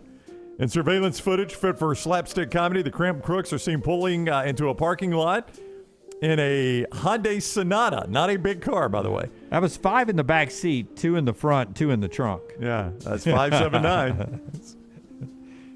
Was there a joke there? No. I was just you were just counting. I was thinking of a bad joke. It is unclear what the alleged thieves stole or why they needed to roll so deep. It is also unclear if they were able to fit any of their loot. See, that's the problem. If you stole anything, where are you going to put it? I got 9 thieves in my car now. You've only got the space in your pockets at that point. Yeah, that's it. Yeah. Yeah, this is not well thought out. But the one thing, Lance, that over the years, and we've done this together forever, Trash has always taught me criminals are not the smartest people in the world. No, not at all. And I don't know who the getaway driver would be in a Hyundai Sonata with 9 guys. Yeah, it's riding dirty. Yep. And by the way, the pre-plan here was not good. Yeah, they may have stolen the car because the guy driving the car doesn't know which button to pull to open the trunk, because if you'll notice, he opens the back gas tank thing as well. I noticed that. Well, that would make sense. Here's another thing, like, you can't trust another criminal. You know they're going to flip on you. You got 9 people involved in this. Yep. And one guy's going to walk away. Yeah, one guy's going to walk away with less than he counted for. So he's the one that'll flip. To your point, true law and order fashion, we don't have to catch 9 of them. We just have to catch 1 of them. That's right, the one that'll talk. Yeah. Finally on Trash today, Firehouse Subs wants to extinguish dry turkey this year at Thanksgiving. So the sandwich shop, founded by 2 former firefighters in Florida, is offering a limited edition gravy extinguisher. The saucy selection made of food-safe plastic is meant to add a little heat and humor to your Thanksgiving table this year. It's marketed to those who may have gotten themselves into some hot gravy by roasting a dry bird. The novelty item designed to be both conversation starter and stopper. It is designed to be filled with hot gravy for your next holiday feast. Just remember, the extinguisher does not come with the gravy. You got to make that on your own. Holds up to 2 liters of gravy or other liquids. It's a canister chamber that can be filled. The pump is used to actually dispense the gravy. All you have to do is point and serve. Your wife is going to take, and your mother-in-law will take, and your mom will take this as an insult, by the way. It may be funny to you. Have you guys ever, not to the level of Clark Griswold Christmas Vacation dryness on a turkey, but have y'all ever had a really, really dry bird? Oh, yeah. Oh, yeah. Yeah. I mean, It's not good. dark meat is your best option there. Dark meat's going to be a little bit juicier than that white meat, but I like that turkey breast too. Yeah, me too. I don't want to sound uppity. I get accused of this. Smoked better than baked, Lance. If you can go smoked turkey, it's better than baked turkey. Yeah, I mean, I even like a fried turkey. I know Fried we turkey, yes. rednecks in the South have figured out a way to do that, but you don't have to worry about it ever being dry if you fry it. Yeah, you're right about that. It's my brother at Mentone smokes it.